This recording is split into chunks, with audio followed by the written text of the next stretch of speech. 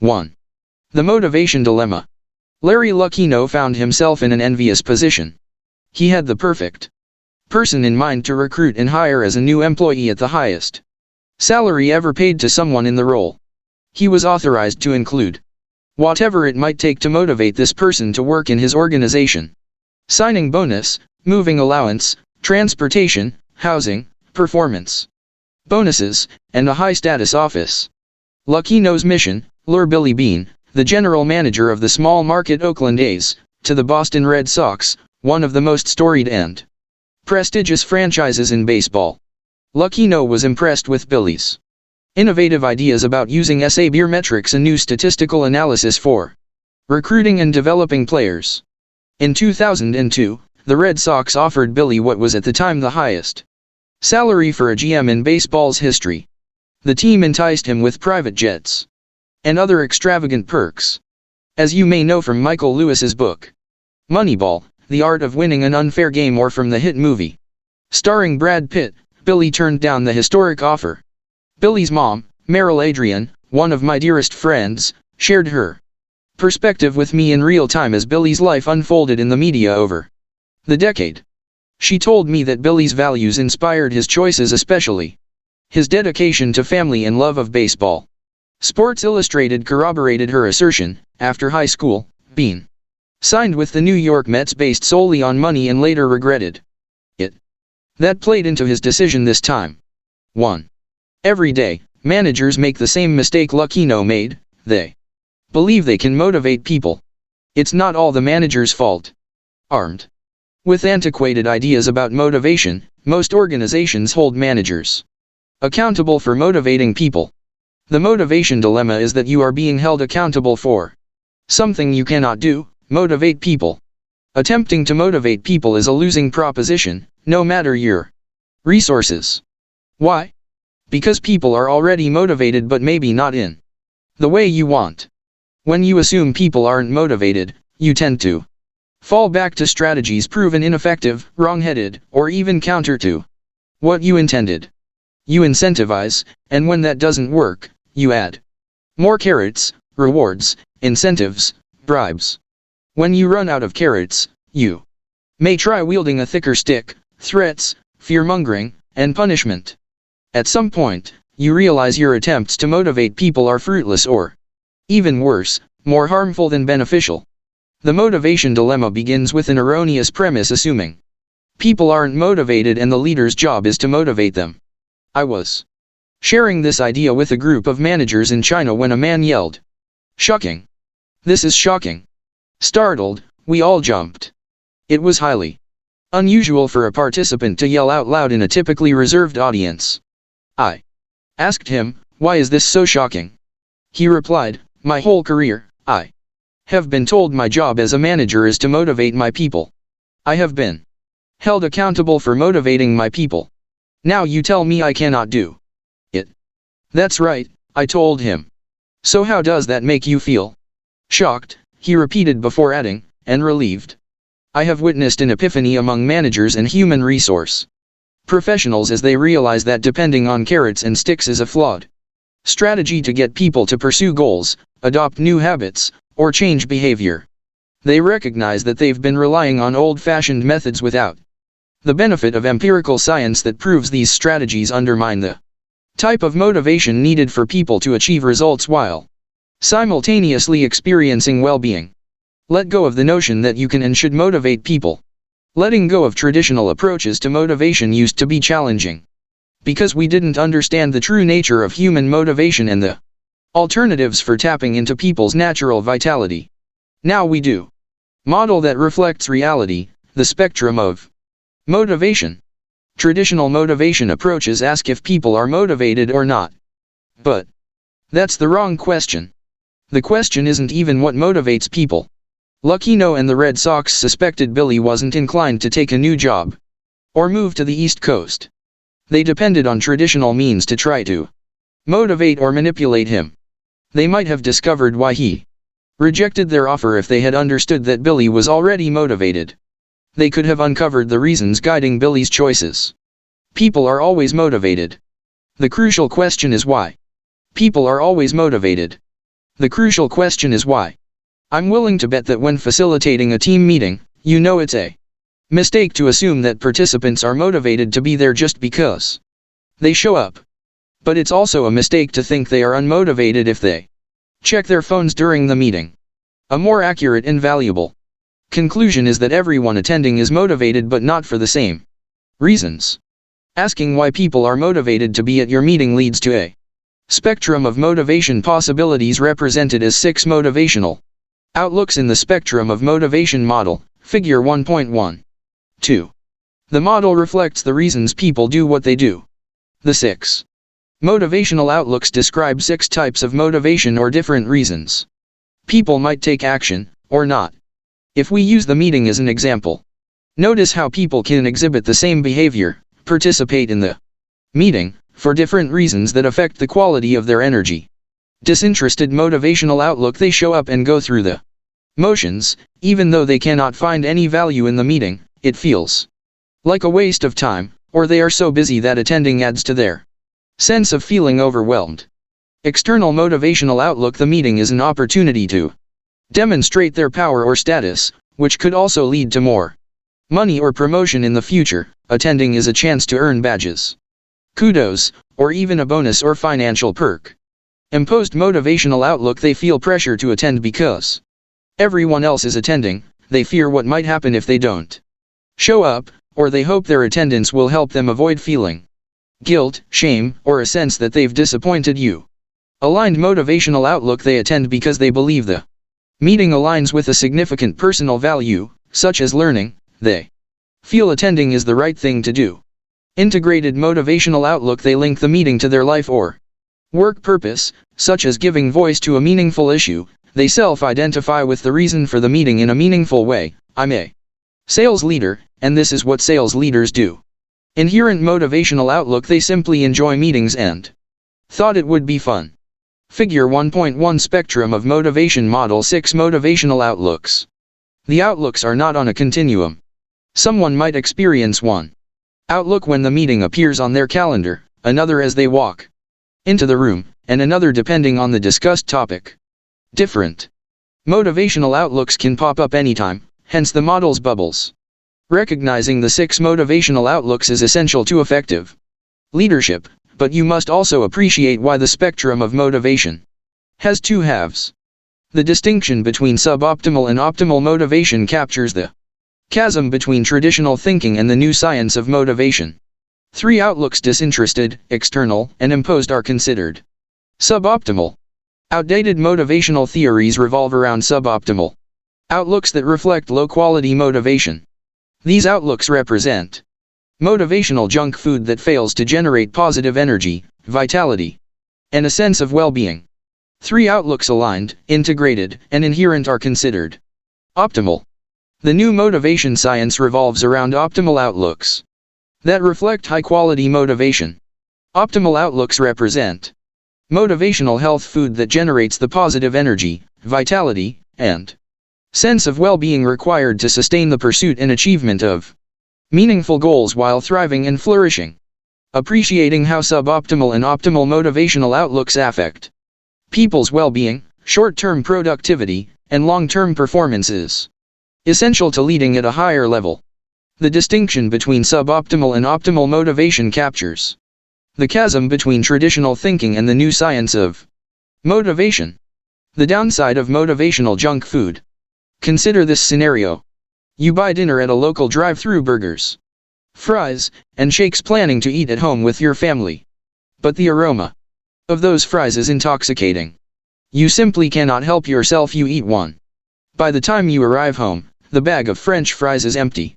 How do you feel after downing the package of French fries?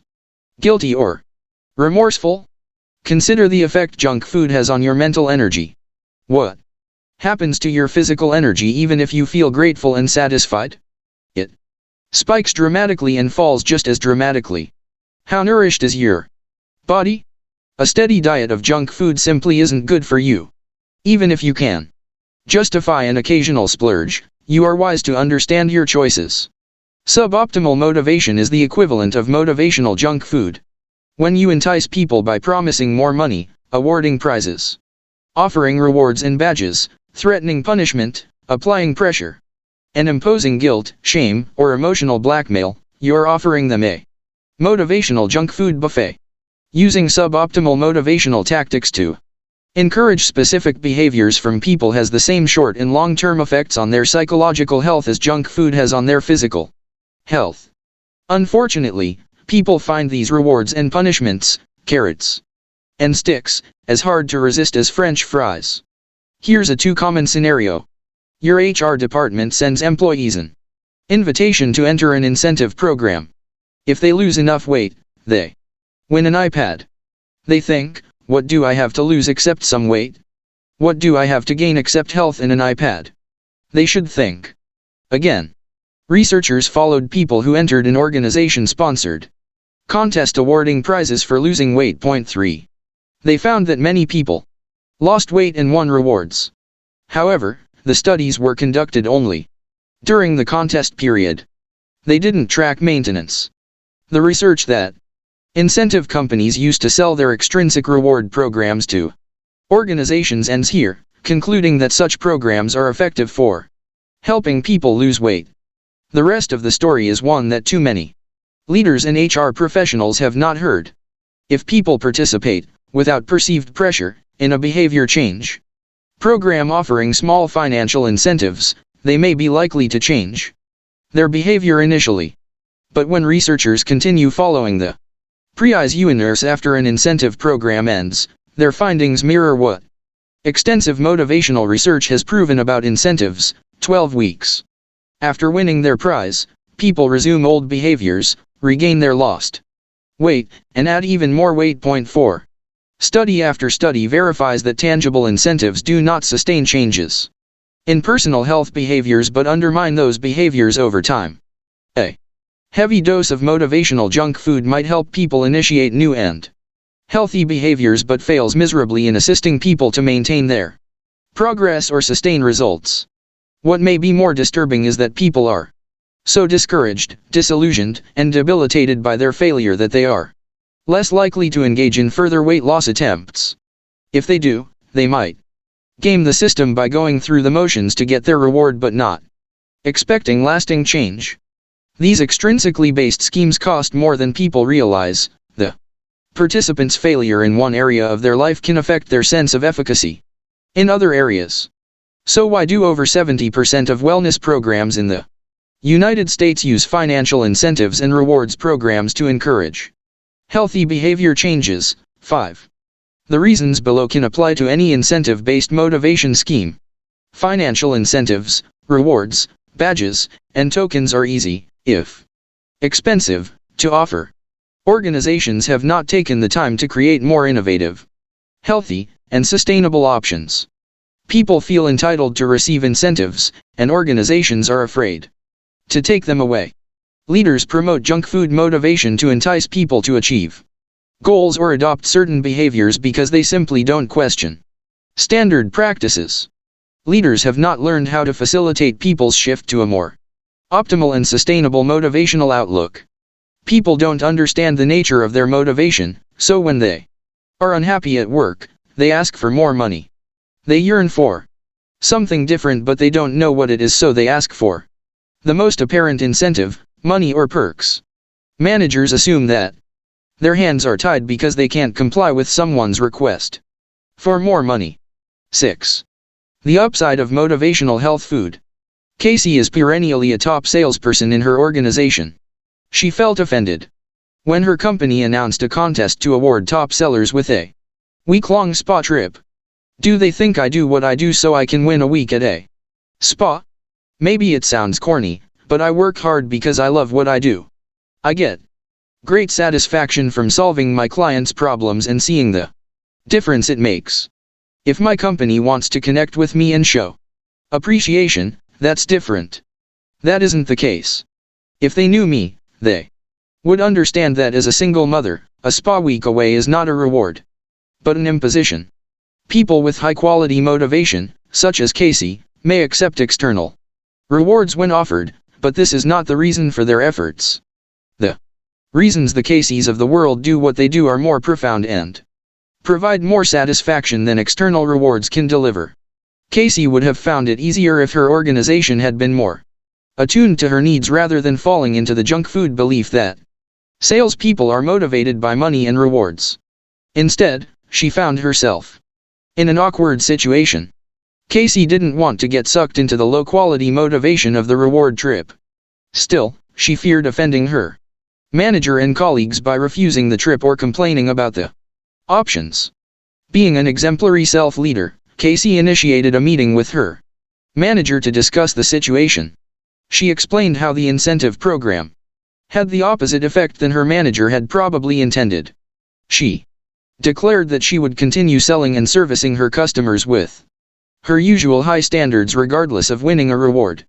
Casey and her manager both described the conversation as liberating. They felt it deepened their relationship because the manager now understood Casey's internal dedication to her work. At the end of the next sales cycle, Casey exceeded her goals based on her own high-quality reasons. Instead of imposing a reward on her, Casey's manager conferred with her about how he could express his gratitude for her achievements within fair price and time boundaries. Casey chose an activity that she and her young child could enjoy together. Rather than interpreting the reward trip as a carrot to work harder, Casey interpreted it as an expression of her organization's gratitude. She reported how different the experience was from previous award trips. The week took on special significance as a heartfelt thank you from my manager and a wonderful memory-making experience with my child. Casey's deepened relationship with her manager and feeling valued were far more rewarding than winning a contest. When people experience high-quality motivation, the implications for the organization are significant. They achieve above-standard results, demonstrate enhanced creativity, collaboration, and productivity, are more likely to repeat their peak performance, and enjoy increased physical and mental health. Point 7.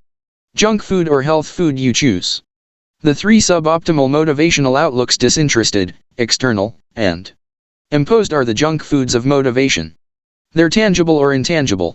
Rewards can be enticing at the moment but do not lead to flourishing far from it. People with a suboptimal motivational outlook are less likely to have the energy it takes to achieve their goals. But even if they do, they are less likely to experience the positive energy, vitality, or sense of well-being required to sustain their performance over time. Point 8. The three optimal motivational outlooks: aligned, integrated, and inherent are the health foods of motivation. They may require more thought and preparation, but they generate the high-quality energy, vitality, and positive well-being that lead to sustainable results. Case in point, Hamish and the lab tech.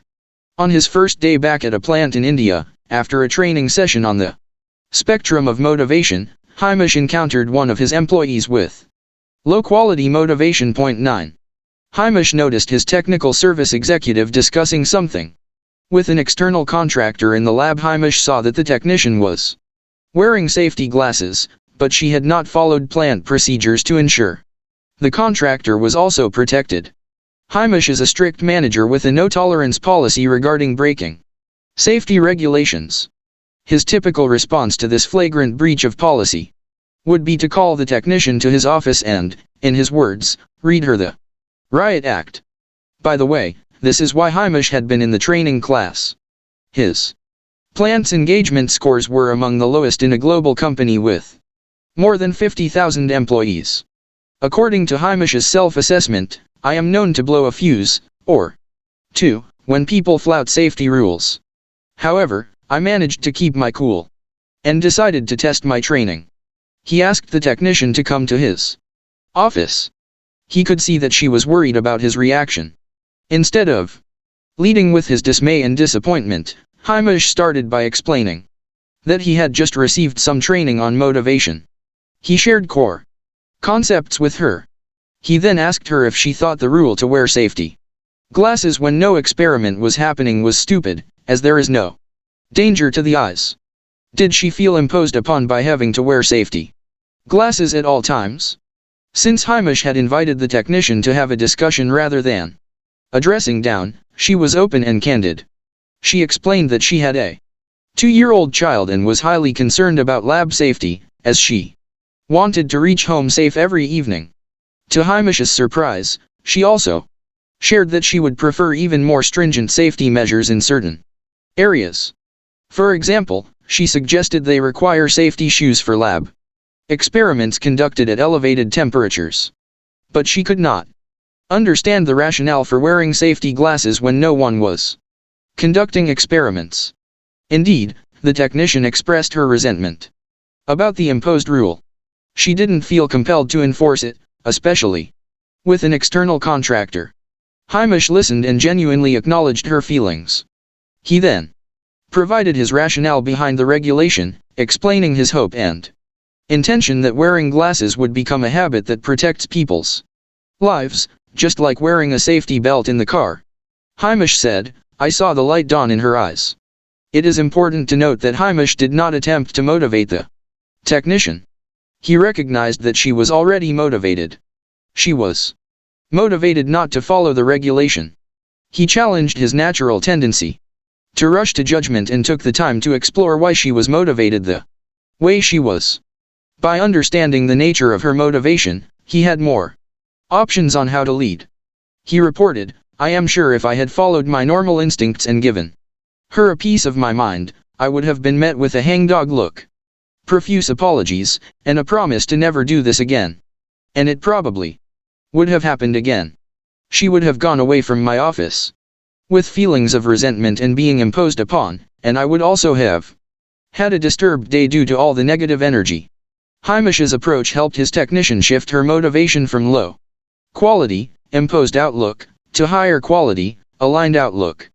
As he reported, "Suffice it to say that in my view, my little experiment was a success. I have shared what I learned with many of my team members and I plan to have more motivational outlook conversations with them in the coming weeks." Recapping, the motivation dilemma. The motivation dilemma is that even though motivating people doesn't work, leaders are held accountable for doing it. This dilemma has led to ineffective motivational leadership practices. Traditional motivational tactics focus on obtaining short-term results. Pushing for results, you discover that pressure, tension, and external drives prevent people from attaining those results. Even short-term gains can't compare to the loss of creativity, innovation, physical health, and mental well-being. Adding insult to injury, suboptimal motivation all but destroys long-term prospects. Motivating people does not work because they are already motivated. They are always motivated in one of the 6 ways reflected in the spectrum of motivation. So if motivating people doesn't work, what does? The next chapter reveals alternatives to motivational junk food and the healthy options that could be the answer to your motivation dilemma. 2. What motivates people? The real story. Why do you get out of bed in the morning and stay up? What does it take to walk away from the 500-calorie muffin instead of caving into the temptation? How does your angry, defensive, or self-righteous energy differ from your loving, compassionate, and joyful energy? Answers to these compelling questions come from motivation science. Humans have an innate tendency and desire to thrive. People want to grow, develop, and be fully functioning. Of course, science is just catching up to what creative and thoughtful people have understood throughout our existence. Ancient and modern artists and musicians continue to capture our yearning for self-identity, growth, and a meaningful connection to others. Poets such as Khalil Gibran, Maya Angelou, and Robert Frost have reflected our longing for wholeness. Movies such as The Wizard of Oz, Star Wars, and Gravity portray our nature to thrive. We want to flourish, but we cannot do it alone. We are, by nature, social animals. Striving to reach our human potential is natural, yet we innately recognize that the interconnection between ourselves and the world around us is vital to that process. Our desire to thrive may be innate, but thriving doesn't happen automatically, especially at work. Just because we gravitate toward psychological growth and integration doesn't guarantee it will happen. Human thriving in the workplace is a dynamic potential that requires nurturing. The workplace facilitates, fosters, and enables our flourishing, or it disrupts, thwarts, and impedes it. Conventional motivational practices. have often undermined human potential more than encouraged it. Human thriving in the workplace is a dynamic potential that requires nurturing. The bad news is that we have paid a high price for working with outdated ideas about motivation. The good news is that the science of motivation can emerge as both a radical departure and an exciting opportunity. If you learn the real story of motivation, you will experience a shift in how you live and work and, importantly, in how you lead. Illuminating the true nature of human motivation. The title of this book states that motivating people does not work. It also promises an answer to the question, what does work? The essence of the answer lies at the heart of motivation science and the validation of three psychological needs: choice, connection, and competence. Regardless of gender, race, culture, or generation, the real story behind motivation is as simple and complex as whether your psychological needs are fulfilled. For confirmation that these three psychological needs are essential to human thriving and flourishing, you can delve into the plentiful evidence provided by research over the past 60 years, much of it referenced throughout this book and listed in the notes, references, and resources sections. You can consider the anecdotal evidence in the stories, examples, and case studies generated from my experience applying these ideas in more than 40 countries over the past 20 years. Or you can also simply observe babies and toddlers. As you will discover in the following 3 sections of this chapter, our psychological needs for choice, connection, and competence play out from the moment we are born. The first psychological need, choice, autonomy. Our need to perceive we have a choice, a sense of control, and autonomy. And the effects of not having them has been at the forefront of motivation research since the early 1960s. Point 1. Choice is our human need to perceive we have choices, feel we have options within boundaries, and have a sense of control that we are the source of our actions. An excellent example of choice is what happens when you feed a baby. What does the baby do as you bring a spoonful of food to his mouth? He grabs for the spoon. He wants to do it himself. He wants to be the source of that food going into his mouth. Despite not having the skill to feed himself, he needs to control the situation. If a high chair restrains him, he will shut his mouth or turn his head, which explains the orange smear of mashed carrots across babies' faces in most mealtime photos. You may remember the animated Mapo cereal commercials if you are a certain age. If not, you can watch these classics on YouTube. In one of my favorites, a father tries to get his child to eat the maple-flavored oat cereal. The kid will have none of it. The father plays games with the spoon, hoping to entice his child to eat his Mapo, but as soon as the spoon comes near the kid's mouth, he clamps his mouth shut. Finally, the father appeals to the little boy's love of cowboys and pretends to be a cowboy taking a bite of the cereal. After one bite, the father realizes he loves the cereal and starts chowing it down himself. The kid sees his dad enjoying and eating all his cereal and cries out, "I want my Mapo." Any parent engaged in reverse psychology appeals to a child's need for autonomy. Beware, however, that those tactics are likely to backfire. Children can detect manipulation a mile away. If they feel you are manipulating them, you are undermining their second psychological need, for connection. Over the past 20 years, various studies indicate that adults never lose their psychological need for choice. Point 2. For example, productivity increases significantly for blue-collar workers in manufacturing plants when they can stop the line. So does the productivity of white-collar workers in major investment banking firms who report a high sense of autonomy. Employees experience autonomy when they feel some control and choice about the work they do. Choice doesn't mean managers are permissive or hands-off, but that people believe they can influence the workplace. You may consider empowerment a cliché, but if people don't have a sense of empowerment, their sense of choice suffers, as well as their productivity and performance. Point 3. Some find it challenging to grasp that everything they do is their own choice, that they choose their level of autonomy. That's why so many people feel constrained at work. Yet a workplace axiom says that autonomy is 20% given and 80% taken. Whether formally empowered or not, people have a choice to get out of bed, go to work, accept goals, and make a contribution or not. Anytime they take the position of not having options, they undermine their experience of choice. Having said that, some leaders make it tougher for people to interpret the workplace as being full of choices. I was curious about an article with this provocative title: "If you want to motivate someone, shut up already." 4. To find out more, I called Dr. Brandon Irwin, the lead researcher cited in the article, who shared some motivational practices that don't work the way we thought. Brandon explained that, initially, his team was surprised to learn that when a sports or training coach is vocal and verbally encouraging a trainee, performance is significantly lower than the results achieved with a quiet but attentive coach. 5. Brandon hypothesizes that in light of what we know about the need for choice, quiet coaches get better results than verbal ones because verbal encouragement externalizes the exerciser's attention and energy. When coaches encourage their trainee to do one more, "Come on, you can do it. Keep up the energy," the motivation shifts from internal to external, blocking the exerciser's sense of choice.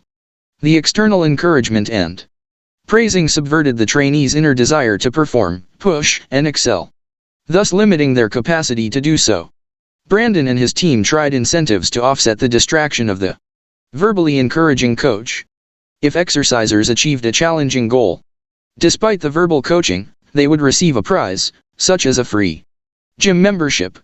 Their results were consistent with studies showing how rewards tend to diminish performance in the short and long term. The added distraction of an external incentive, more motivational junk food, further blocked the exerciser's perception of choice, impaired their ability to tap into their internal resources, and lowered performance even more. 6. As a leader, you can benefit from Brandon's discovery about vocal sports coaches and the impact leadership has on people's ability to experience choice. You'll discover that his research also has implications for the second psychological need: connection. The second psychological need, connection, relatedness. What does a toddler do when she is talking to you, and you aren't looking at her? She grabs your face in her tiny hands and turns it in her direction, forcing you to look her in the eyes. Even in societies where someone of lesser status looking someone of a higher rank in the eye is not appropriate, children do it anyway. Their natural response is to connect. No matter our age, social station, or culture, connection is one of our 3 psychological needs. Connection is our need to feel a sense of belonging and genuine connection to others without concerns about ulterior motives, to align goals and actions to meaningful values in a sense of purpose, and to contribute to something greater than ourselves. Notice the range of needs that connection covers. It is personal, interpersonal, and social. We thrive on connection. 7. Several years ago, a worldwide electronics giant hired me to deliver a keynote to its top global leaders in London. My speech was the last event standing between these 100 leaders and their trip home after a week-long conference. As I was about to go on stage, my host gave me a heads up. She explained that they were spent and might be restless during my 90-minute speech. My host also apologized for their multitasking culture. She told me that speakers had complained all week about the lack of attention and the constant texting and emailing. My host's warnings sparked my competitive nature. I would show them I would be so compelling that they would forget about going home, cease multitasking, and sit with rapt attention. About 3 minutes into my presentation, I was humbled. I did not have one person's eye contact. I could have been talking to a wall. I was talking to a wall and it made me sad. Spontaneously, I decided to do something I had heard tales of from fellow speakers but, given my extroverted nature, had never dared to do. I shut up and just stood there waiting until the silence captured the audience's attention, and I had every eye in the room staring at me curiously. After an eternity, I slowly and quietly asked, "What is going on here? For some reason, your organization thought it was worth thousands of dollars to fly me thousands of miles to talk to you about these ideas that might make a difference in how you lead. Obviously, you disagree. I'll make you a deal. Give me 15 minutes. That is all I ask. 15 minutes. If I cannot say something of value to you in 15 minutes, I do not deserve your attention, and you can go back to your cell phones, tablets, and computers. They were now staring in disbelief. I had them except for one young man who promptly returned to his keyboard and in a loud voice exclaimed, "Well, I can multitask, can't I?" I moved as close to him as I could before responding, thoroughly tongue-in-cheek, "You could if you were a woman." The group broke out in laughter. I had chosen the right guy to pick on. He looked up, smiled, and said, "Okay, hit me with your best stuff." But instead of throwing my stuff at them, I abandoned the speech I had planned and led the group in a heartfelt discussion about what had just happened. I shared how I felt trying to do a good job and convey the ideas I was passionate about without their attention or any visible signs of appreciation from them. They talked about their fear of letting go of their electronic devices and not being in constant contact with people. We explored how none of us had been getting our basic psychological need for connection satisfied. It turned into one of those magical moments where we all learned something. One of their big aha moments was realizing how few of them or the people they lead were getting their connection needs met through work. Their employees' desire to be in constant contact with friends outside of work was due to their lack of connection at work, especially those in Gen X or millennial generations. Point 8. I ask you to consider the question I asked that group of global leaders. What percentage of your waking hours are connected to your work? Considering the time it takes to get ready for work, get to work, get home from work, and decompress, you probably average 75% of your waking hours connected to your work. If your need for connection is not met at work, where is it met? As leading researcher Dr. Jacques Forrest told me, need satisfaction is essential for everyone, all the time and everywhere. If you do not satisfy your needs for connection through your work, you will not likely compensate for it in the limited amount of time you have outside of work. Point 9. We can all fall prey to attempting to substitute missing psychological needs. Collecting more Facebook friends and LinkedIn contacts, nabbing the big corner office, and winning the top prize in a competition are obvious examples. The phenomenon is called compensatory need satisfaction. And try as we might to find external fixes to an internal longing, it simply doesn't work. Your role as a leader is to help people experience authentic connection at work so people can care about others and feel cared about, experience relationships devoid of ulterior motives, and contribute to the welfare of the greater good. Remember the study by Dr. Brandon Irwin in the previous section, describing the psychological need for choice? His research showed that silent coaches garnered higher productivity from exercisers than verbally encouraging coaches. It is important to note that having a coach at all mattered. People performed better with an exercise coach than without one. But you cannot deny the impact the type of coaching had. Brandon believes that connection also played a big part in the results. The exercisers thought the verbal coaches were not acting in their best interest but were self-serving. In some cases, the exercisers interpreted verbal pushing as the coach's need to win. In other cases, if exercisers perceived that the coach's ability to perform the goals he gave them was inferior to their own ability, they interpreted the verbal encouragement as being more for the coach's own motivation than for the people he was coaching. This finding is essential when it comes to interpersonal relationships at work. Your people will feel the opposite of connection if they think you or the organization is using them, believe your attention is not genuine, or suspect they are a means to someone else's ends. You can't force someone to feel a sense of connection. But as a leader, you can encourage connection by challenging beliefs and practices that undermine people's connection at work. That means paying attention to how your people feel and gaining the skill to deal with their emotions. That means getting personal. The third psychological need, competence. Do you ever delight in watching babies learn to walk? What do you notice? They fall a lot. You never question why they fall because they are learning. But have you ever questioned why they get back up? Why are they smiling and giggling instead of crying when they pull themselves up to try again? The answer is that they find joy in learning, growing, and gaining mastery. Our third psychological need is competence. Competence is our need to feel effective at meeting everyday situations, demonstrate skill over time, and feel a sense of growth and flourishing. Anyone around a 2-year-old has experienced the toddler's constant question, why? Why does the toddler ask why? Because she loves growing and learning.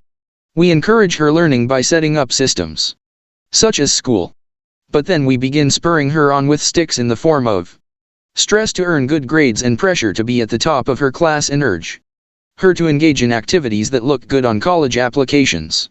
We evaluate her learning, rewarding her positive performance with carrots in the form of gold stars, public praise, and Student of the Month awards.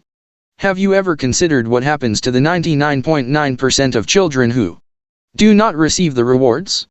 Some school systems started to see the futility of incentive programs to reward the few and discourage the many. Now the trend is everyone gets a trophy. This solution does not provide the effective teaching or realistic feedback our children need to satisfy their competence. Motivating children to learn won't work for the same reason that motivating adults doesn't work. They are already motivated to learn. Children have a psychological need to learn and grow. Bribing them with carrots or driving them with sticks diverts them from their natural love of learning. We question what happened to a child's sense of wonder as we watch him years later, just going through the motions at work. Children who succumbed to ineffective motivational techniques for learning and growing are now in the workplace, hooked on motivational junk food in the form of pay-for-performance plans and elaborate reward and incentive programs. Motivating people doesn't work because you can't impose growth and learning on them. But you can promote a learning environment that doesn't undermine your people's sense of competence. What message do we send about the importance of competence when training is one of the first items cut in economically challenging times? What does it say about our belief in people's growth when educational opportunities focus on or are limited to managers and high-level executives? Most organizations provide individual contributors with basic hard skill training required to do the job. But investing in people's capacity to excel is less common.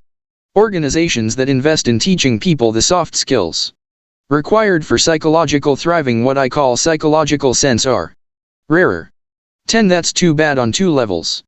People need to have a sense of competence in every area of their lives, especially where they spend most of their time.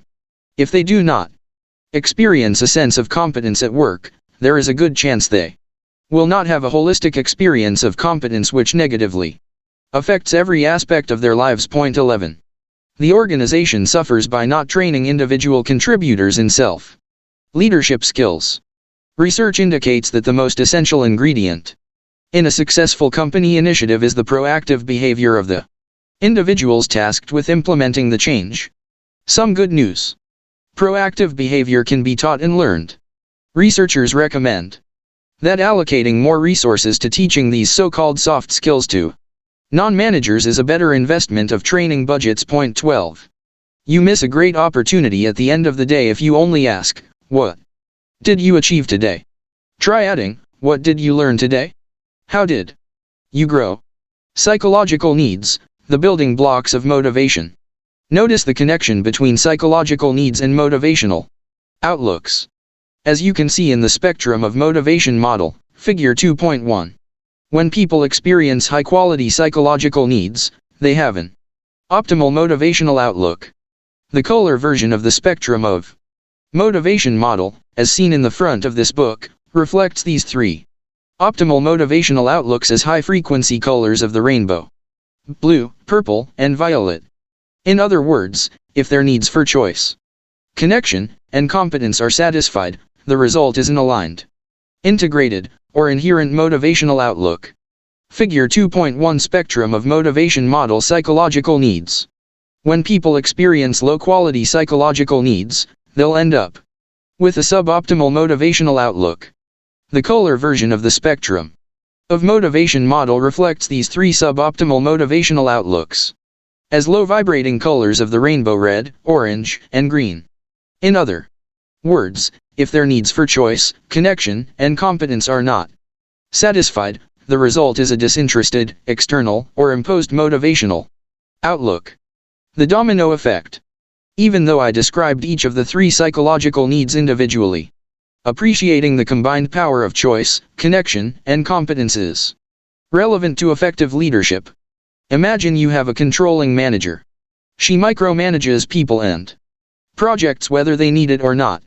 She either fails to acknowledge or doesn't care about the opportunity loss she creates through her inappropriate leadership style and its impact on the psychological needs of those she leads.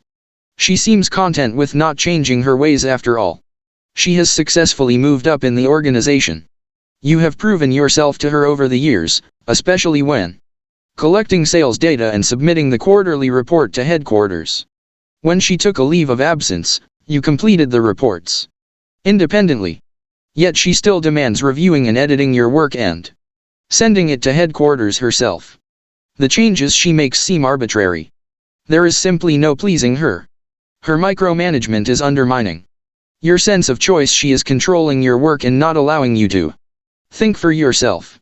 You are afraid to go over her head to complain because you've seen what happens to complainers. The domino effect has begun. Your manager's control erodes your perception of choice but has you second-guessing your competence. Your inability to manage your manager's over-involvement or the organizational politics further erodes your competence. Your manager's ineffective leadership, lack of sensitivity to your needs, and apparent self-interest prevent any sense of connection. External forces, her micromanaging style, and your fear dictate your internal sense of well-being. When it comes to completing your reports, you do them because you are afraid of what will happen if you don't. You have an imposed motivational outlook. Driven by fear and maybe a little guilt, you do your job while thinking, I will do the reports because I have to, but I resent it.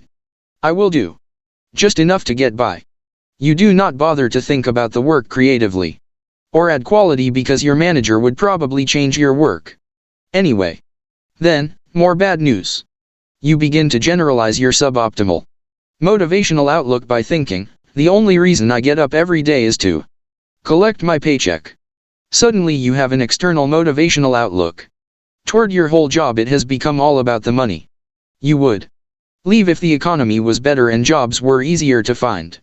When all three psychological needs are satisfied, people thrive with positive energy, vitality, and a sense of well-being. And this is a big but one need depends on the others. Eroding choice, connection, or competence diminishes the others as well. The domino effect begins when even one psychological need is missing. Don't be the boss described in this section. People cite their micromanaging boss as one of the greatest threats to their optimal motivation at work. Case in point, the art of schmoozing. As the food and beverage director at a mid-size resort, Art enjoyed immediate success with his approach. For waiters, it's all about the tips. He explained, I teach my wait staff how to get better tips through schmoozing. They are motivated because the more they chat up customers, use their names, ooze charm, and even touch them appropriately, the higher their tips. They see a direct cause and effect. His approach was working. Most of the wait staff were generating more tips. We need to consider what motivational outlook Art's tactics encouraged. His focus on increased tips gave his wait staff a sense of choice. If I choose to schmooze, I'll get more tips. Art's focus on specific behaviors and the immediate feedback of higher tips reinforced their success, growth, learning, and probably a sense of competence. Art didn't see the domino effect coming. While Art's approach seemed to satisfy his people's need for choice and competence, he was ignoring connection. Art undervalued the relationship between a waitstaff and the people they served in a people-oriented business. Beyond earning more tips, few of his waitstaff had a sense of meaning or deeper purpose to their work. At the end of the night, a typical comment from a waiter reflected an external motivational outlook, wow, look at all the tips I made. Consider the qualitative difference between that comment and one reflecting an optimal motivational outlook. I think I may have been the only good thing that happened to that couple tonight. They came in grumpy but left laughing. It felt good to run interference for Tony when he got behind on 2 of his tables. We were cranking as a team tonight like a well-oiled machine. I had fun. I made a difference. And wow, on top of all that, I made money doing something I enjoy, am good at, and find meaningful. Art missed the opportunity to create a workplace where his staff could experience the power of optimal motivation. He could have teed up success as building relationships, improving service, or establishing repeat customers rather than earning more tips. He could have helped his staff tap into their values for service, creativity in making improvements, or enjoyment of their job. He could have shown them how satisfaction comes from making a positive difference in a person's dining experience or their own sense of joy in their work. Art could have fostered a more profound experience for his staff by helping them shift from an external motivational outlook. Not understanding the real story of motivation returned to haunt him. Art's focus on external motivation was not sustainable. When his staff had mastered schmoozing and maximized their tips, they had no other areas to grow in. When the season slowed down, the economy slumped, and staff couldn't schmooze more tips out of people, their performance also slowed and slumped. When his staff and the customers they served started to complain, turnover increased. Art's response was, the only way I can get people to improve their performance is to pay them more, set up recognition programs, and reward and incentivize them to work harder. And I don't have the budget for that. Art did what most organizations do when they don't have enough money to keep elevating pay and incentives to motivate people using traditional approaches to motivation. He pegged the role of the waiter as a high turnover job. He tried to justify hiring and training costs as expected in the industry. He blamed incompetent people for the negative impact on sales and customer devotion. Imagine if Art understood the psychological needs foundational to people's optimal motivation. He could have helped his staff generate the vitality required to sustain high performance no matter the season. He could have encouraged choice, connection, and competence by providing more options for succeeding, helping the staff discover the meaning and value of serving others, and encouraging creativity and new skills. The irony was that the resort owners came to see Art as incompetent and let him go. They decided that the food and beverage director is a high turnover position. Recapping, what motivates people, the real story. What you misinterpret as someone's lack of motivation is probably suboptimal motivation. The spectrum of motivation reflects suboptimal motivation as a disinterested, external, or imposed motivational outlook.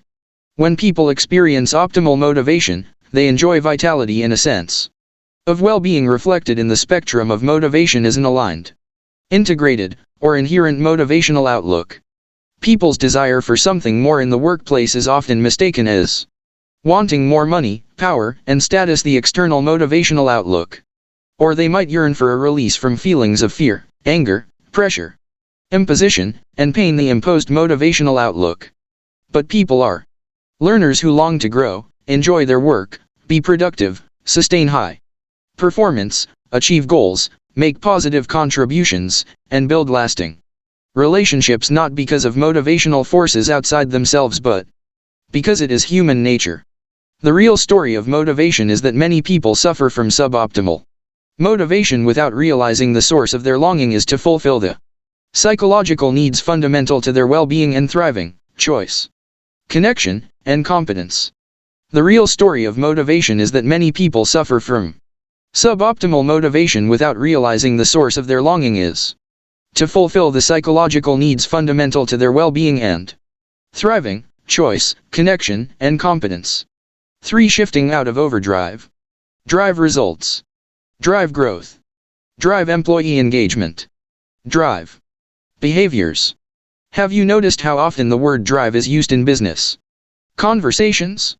A quick internet search reveals an exponential spike over the past few years in websites that refer to driving something besides cars and computers. Do yourself and the people you lead a favor. Recognize the danger of overdrive. You can drive cattle or a golf ball, but driving people for results, performance, or motivation only drives them crazy. You can drive cattle or a golf ball, but driving people for results, performance, or motivation only drives them crazy. The road to driving everything from results to people's motivation was paved by drive theory, one of the most popular motivational theories of the past 100 years. Influenced by burgeoning biological studies, researchers reasoned that people are motivated or driven by an instinctive need to get what they don't have. For example, an unsatisfied biological need generates a psychological tension that drives us to seek physiological balance or homeostasis. The theory is based on the big three biological needs: food, water, and sex. If you are hungry, you are driven to eat. If you are thirsty, you are driven to drink. Perhaps this is the genesis of the age-old axiom to eat, drink, and be merry. Drive theory makes sense for biological needs. Cell deprivation and unmet biological needs lead to a psychological drive to attain physiological balance.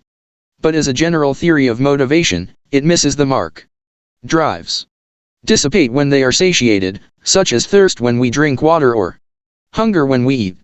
When your biological needs are satiated, you are not driven to act until your body is deficient again. The problem is drive.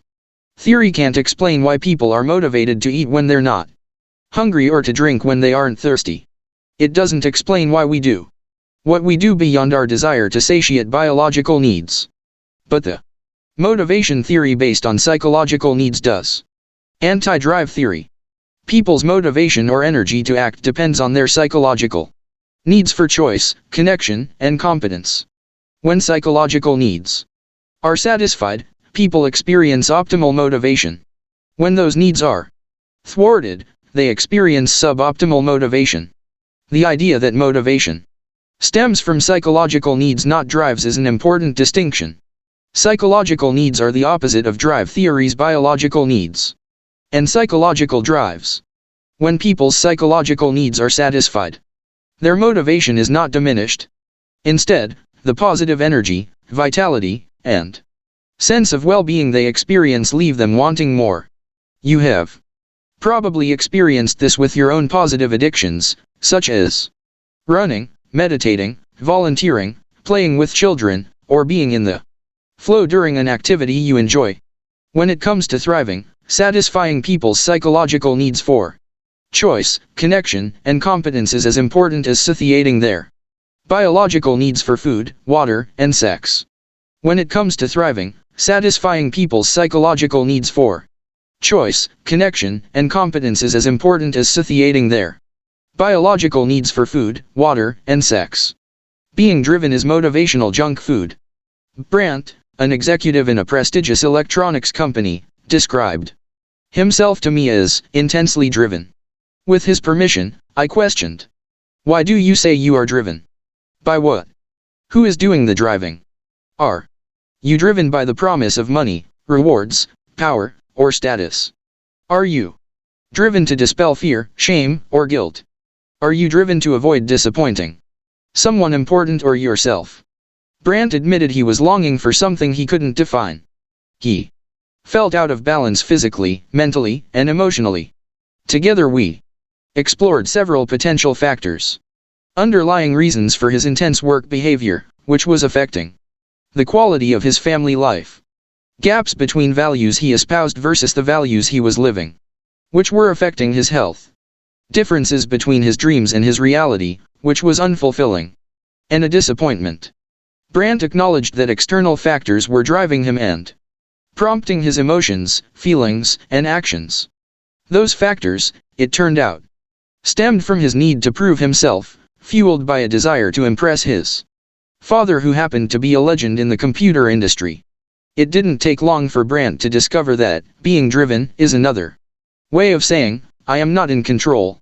Discovering that unexplored emotions and beliefs are at the root of dysfunctional behavior is not a revolutionary idea, but the motivation science explaining why they are at the root of dysfunctional behavior is groundbreaking.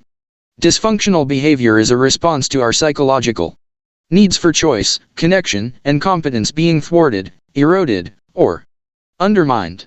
When these three psychological needs are satisfied, we experience a sense of control, meaning, and the ability to cope with what life throws at us. Brandt had been driven by motivational junk food for years, a craving For praise, validation, and tangible rewards, and a fear of letting his father down.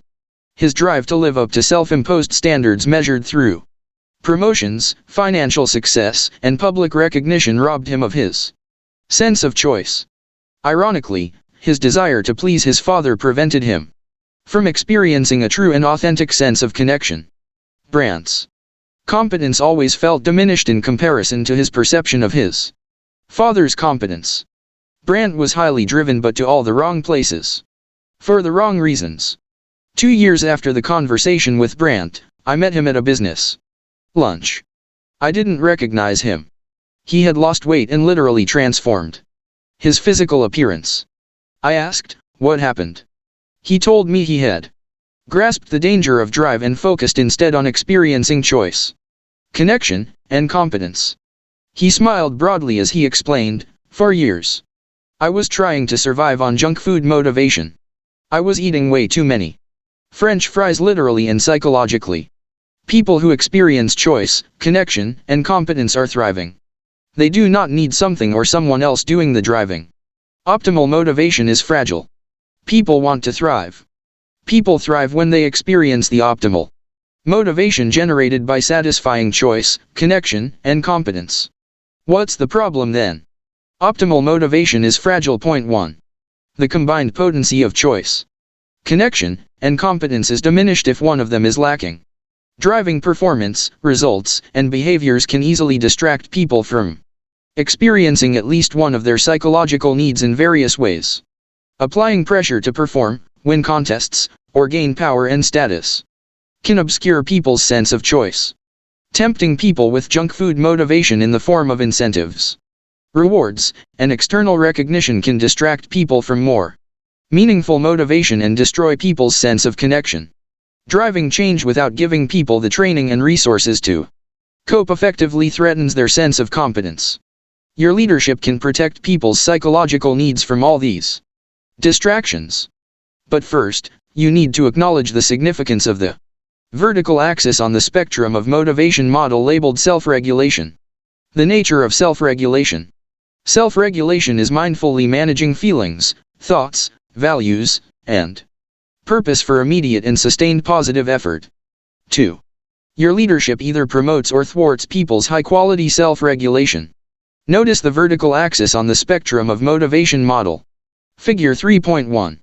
When you drive people's behavior enticing or pressuring them with motivation junk food, you're probably pushing them into low-quality self-regulation and suboptimal motivation. Understanding the nature of self-regulation will help you create a workplace where people are more likely to experience optimal motivation with high-quality self-regulation. Point 3. Figure 3.1 Spectrum of motivation model self-regulation. Eating the marshmallow. Put a marshmallow in front of a kid and ask him to wait for 15 minutes before eating it. Then leave the room and watch what happens via hidden cameras.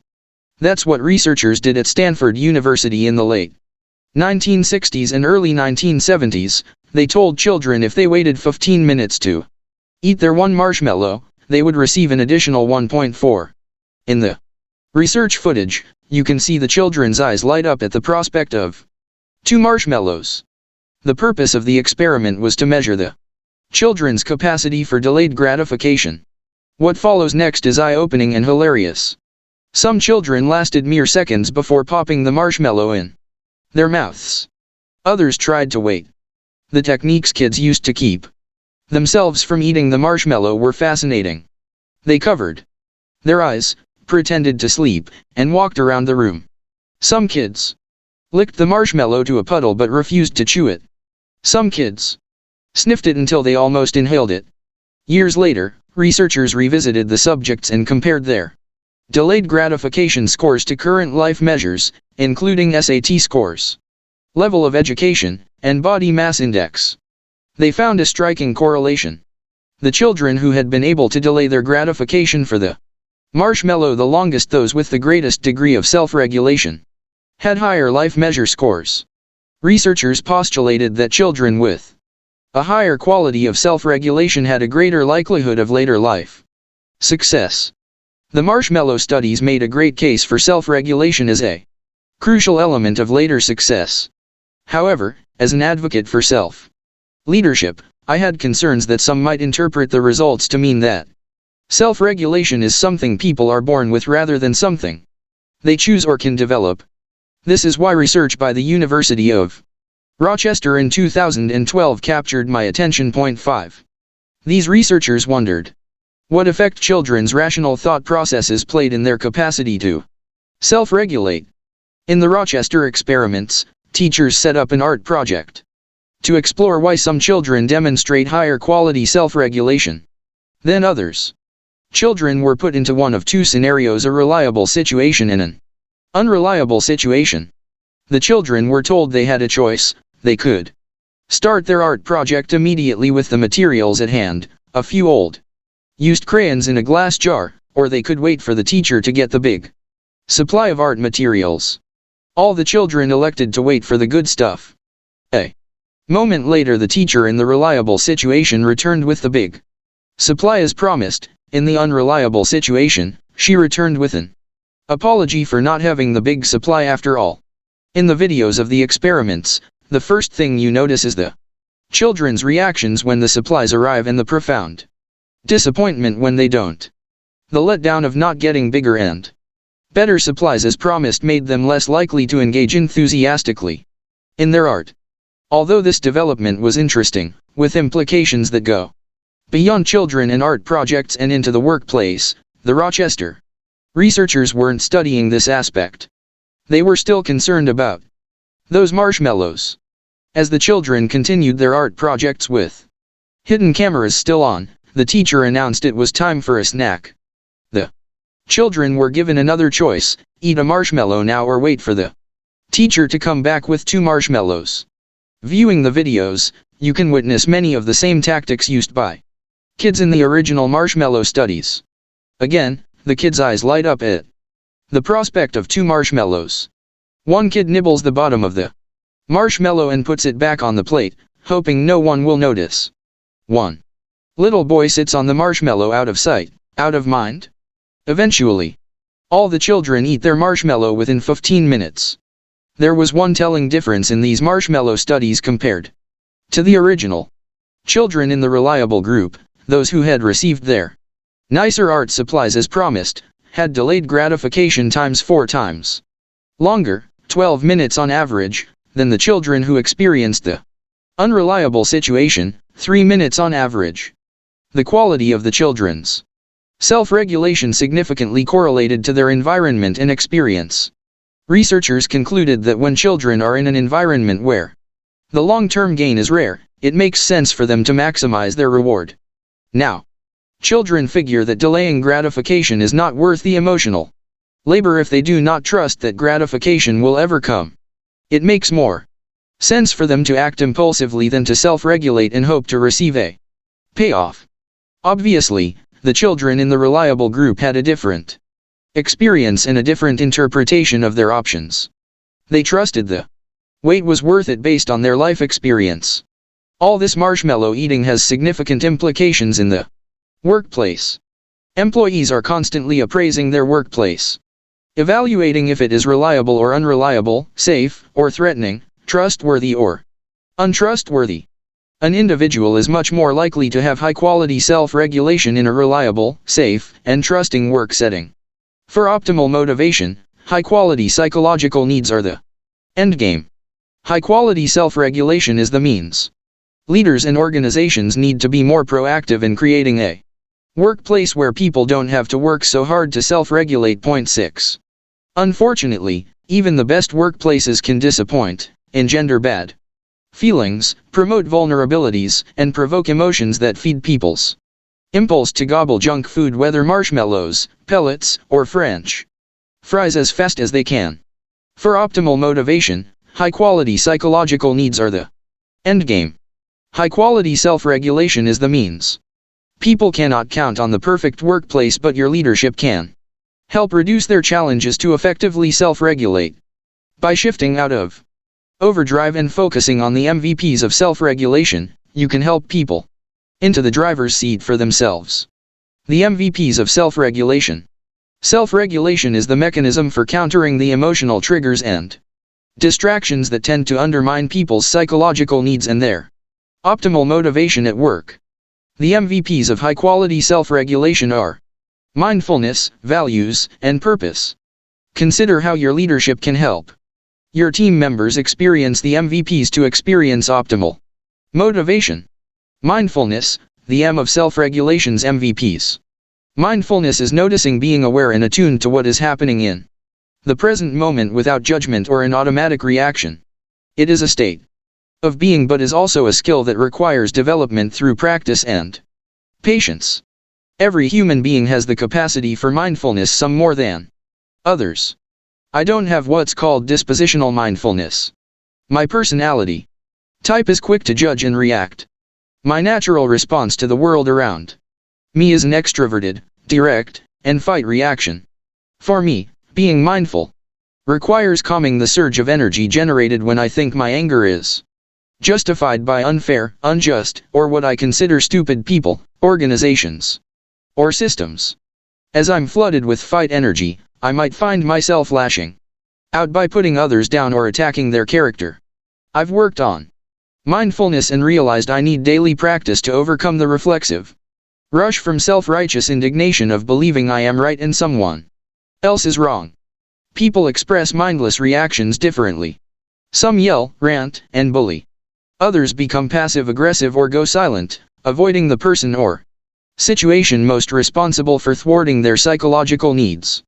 When we are not mindful, we tend to react with typical behavior patterns, many of which we are born with or have acquired unconsciously through life experience. Without the skill of mindfulness, we are likely to succumb to uncontrolled emotions in the following situations. An absence of choice: we are pressured or feel a lack of control over a person or situation. An absence of connection: a person or organization has disappointed us or let us down. An absence of competence: we don't have the ability to cope effectively with the person or situation. A lack of mindfulness leads to low-quality self-regulation and one of the 3 suboptimal motivational outlooks. Disinterested: without mindfulness, people disengage because they are overwhelmed, but not thoughtfully or consciously. They are unable to align the situation or what they've been asked to do with their values, purpose, or anything meaningful. External: without mindfulness, people revel in the power they exert. Without awareness of better alternatives, are stimulated by their status. Without appreciating how they affect the inner peace of others, or are controlled by an external reward or incentive that deprives them of the positive energy, vitality, and well-being of optimal motivation. Imposed: without mindfulness, people feel victimized and cornered.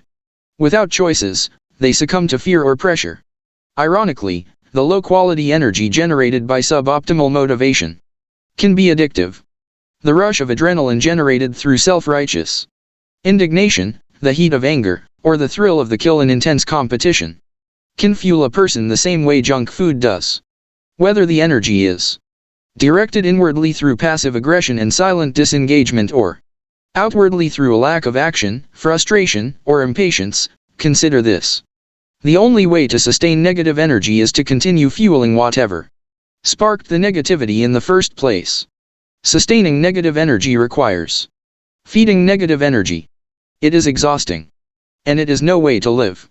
Mindfulness is highly relevant to a person's motivational outlook. Kirk Warren Brown, a leading mindfulness researcher, has proven that mindfulness and choice, connection, and competence are directly linked. In other words, when people are mindful, it is almost impossible for them not to experience the 3 psychological needs. The neuroscience of mindfulness is fascinating. Brain scans show that being mindful and experiencing choice, connection, and competence activate the same part of your brain. The more mindful you are, the more likely you are to satisfy your psychological needs. Point 7. I have witnessed this outcome firsthand in motivation training sessions. Participants identify a goal where their motivational outlook is suboptimal. A learning partner poses questions to determine how choice, connection, and competence are being experienced. Almost all participants report the same phenomenon. Halfway through the list of questions, they feel their motivational outlook shifting. It is remarkable to watch. The questions posed in a non-threatening way, enable participants to be mindfully aware. Suddenly they realize, I do have choices, this goal is aligned to meaningful values and a sense of purpose that deepens my experience of connection. I can learn and build competence by pursuing this goal. Through mindfulness, they can experience their greatest opportunities for growth and freedom. When people are mired in their prejudiced version of reality, they have fewer options for coping with that reality. Mindfulness provides a view of reality without the filters, self-centered thoughts, and historical conditioning that obscure options for reacting differently. A space exists between what is happening to you and the way you react to it. Mindfulness is that space, one where you can choose how to respond. When we teach individuals the skill of motivation, they learn how to use mindfulness as a tool for shifting their motivational outlook. They come to appreciate how the energy they generate from a suboptimal motivational outlook pales in comparison to the vitality they generate through an optimal motivational outlook. When a person is mindful, she experiences a heightened sense of choice. Because she is not controlled by her own potentially misconstrued and misaligned self-concept based on irrelevant past experiences. In this mindful state, a person is better able to experience connection because she is genuinely concerned about another person without self-serving interpretations or prejudice. Mindfulness also enhances her competence. Because, free from a knee-jerk reaction, she's aware of options to make more appropriate choices. She is more resilient and capable of navigating the challenges she faces. Your leadership responsibility is to create mindful moments for those you lead. I hope you'll find chapters 4 and 5 relevant and practical. They recommend specific leadership skills to promote mindfulness and people's experience of choice, connection, and competence. But Chapter 6 addresses what may be your greatest challenge. It reminds you that before you can promote mindfulness in others, you first need to experience optimal motivation yourself. Values, the V of self-regulation's MVPs. Values are premeditated, cognitive standards of what a person considers good, bad, worse, better, or best. Values are enduring beliefs people have chosen to accept as guidelines for how they work and live their lives. Values are at the heart of high-quality self-regulation, yet most individuals have not explored their own work-related values. I find this ironic. If you stop people in the hallway at work and ask them to list their organization's values, purpose, or mission statement, chances are they will come close. Today, promoting organizational values and purpose is an accepted business practice. This is a good thing. However, we cannot stop there. Individuals need to identify, develop, clarify, declare, and operationalize their own work-related values and purpose, and then determine how they align with the organization's values. Point 8. Employees with clarified values are more likely to experience high-quality self-regulation despite inevitable workplace demands and challenges. But therein lies the problem. First, people need to have developed values. If values are mechanisms for change and good decision-making, shouldn't all individuals in the organization have clarity about their own values and how they align, or not, with the organization's values? A theme of this book is that motivating people doesn't work because they are already motivated, they are always motivated. What matters is the quality of their motivation. The same is true of values. People are always acting from their values. What matters is the quality of their values. Developing workplace values for yourself and with your people is worth the investment of time. Linking developed values to a challenging task, goal, or situation activates a shift between a suboptimal motivational outlook and optimal motivational outlook. A developed value is freely chosen from alternatives, with an understanding of the consequences of the alternatives. It is prized and cherished and acted upon over time. An intriguing aspect of values is that developing them tends to be a mindful process that reflects not only what we need to flourish but what others need as well. Acting upon developed values helps us satisfy our psychological needs. To guide your people's shift to an optimal motivational outlook, help them self-regulate by linking assigned tasks, goals, or projects to their own developed values. For you to do that, your people need to have developed values and to have you as a good role model. Purpose, the P of self-regulation's MVPs. Purpose is a deep and meaningful reason for doing something. Living your purpose is acting with a noble intention when your actions are infused with social significance. As consultant and author Dr. Charles Garfield drove over the San Francisco, Oakland Bay Bridge on his way to work, he heard loud music coming from the toll booth he was about to enter. He rolled down his window to pay his toll and found a dancing toll booth operator. "I'm having a party," the operator declared. Garfield drove away more joyful than he did most mornings and realized he had just experienced a peak performing toll booth operator. Intrigued, Garfield followed up and discovered that the young man's purpose was to be a dancer. His co-workers described their booths as vertical coffins, but this young man saw his booth as a stage for performing and his job as an opportunity to dance. He developed a philosophy about his job, created an environment to support his vision, and happened to entertain those he served. 9. Research on peak performers confirms what you might suspect about people who attain high levels of success and sustain it over time. Peak performers are not goal-driven. They are values-based and inspired by a noble purpose. Peak performers are not goal-driven. They are values-based and inspired by a noble purpose. The danger of drive is that it distracts people from what truly makes them dance. People are more likely to meet or exceed expectations when they pursue goals within a context of a meaningful purpose. If, for some reason, the dancing toll booth operator were failing to achieve his goals of collecting correct fees and preventing backups on the bridge, as his manager, you would know the root of the problem. His work-related role, values, and purpose are not synced. However, odds are that this peak performer is achieving both your goals and his personal, purpose-based goals. Employees who have clarified their personal values and vision and integrated them with their organization's stated values and vision are likely to be living, working, and even dancing purposefully. They are less likely to look to you or others to drive their behavior.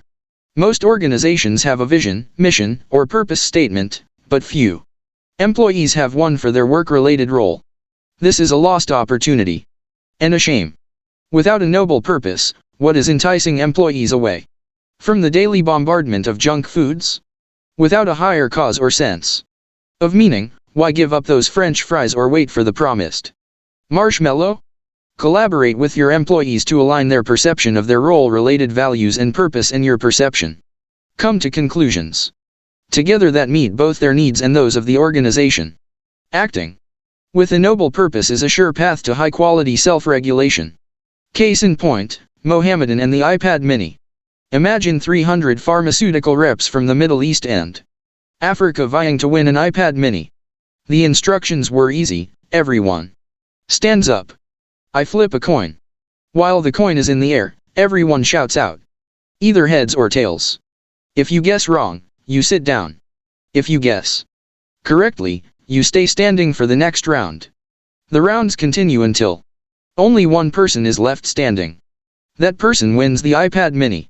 The winner was Mohammedan from Egypt, who was so excited about winning the iPad mini that he bounded on stage to grab it, along with my microphone. It turns out Mohammedan was a pharmaceutical rep by day and a singer by night. He started singing in Arabic. All of a sudden, 300 people were standing and singing with him. He sang a line, they responded with the same line. It was electric. After the frivolity died down, I explained the spectrum of motivation model, relating it to how they experienced the heads or tails activity. We explored the horizontal axis of psychological needs and how all humans, regardless of culture, creed, race, gender, or generation, experience positive and sustainable energy, vitality, and a sense of well-being when their needs for choice, connection, and competence are satisfied. We explored the vertical axis of self-regulation. We did activities practicing how they could use the MVPs of mindfulness, values, and purpose to shift from a suboptimal motivational outlook to an optimal motivational outlook. Things were going well until, during the lunch break, the general Manager of the region approached me. Susan, we have a problem. Mohammedan cheated. What do you mean, he cheated? He stayed standing even when he called out the wrong answer.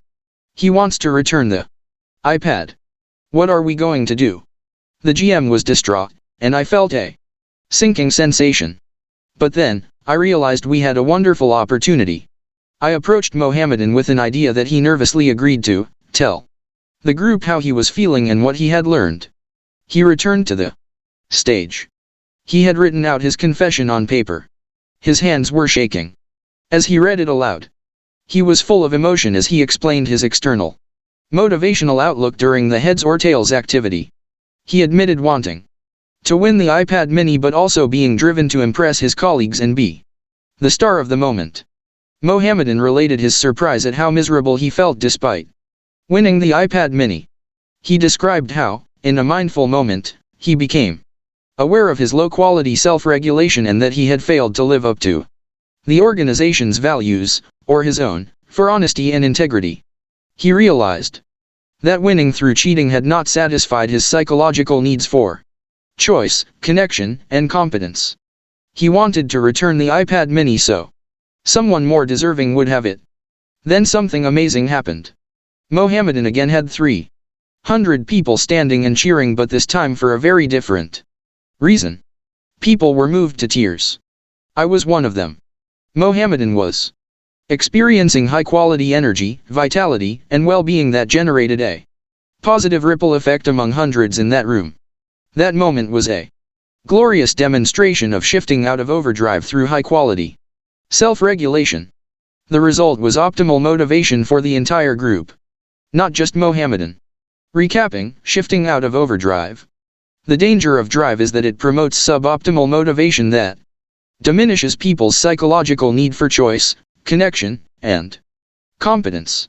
Drivers come in tangible forms, such as money, incentives, and a big office or title, and intangible forms, such as approval, status, shame, and fear. When employees focus on an external driver, they are controlled by it or whoever is doing the driving. People ultimately resent leaders who create a pressurized workplace that erodes their sense of choice.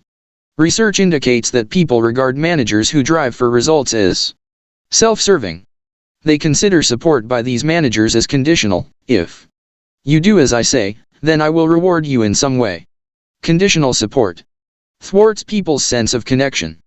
Driving for results by adding pressure and tension blocks people's creativity and ability to focus, leaving them feeling inadequate or ineffective at coping with the circumstances. If motivating people doesn't work, what does? Motivating people doesn't work. But that doesn't stop many well-meaning, beleaguered, and desperate managers from influencing, bribing, manipulating people with rewards, pressure, tension, fear, threats, or guilt.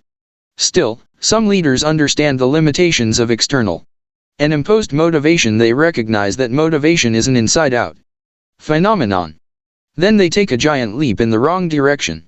They assume they can tap into people's intrinsic motivation by asking, "What motivates you?" Big mistake. I urge you to refrain from asking people to identify a source of a longing they probably don't understand.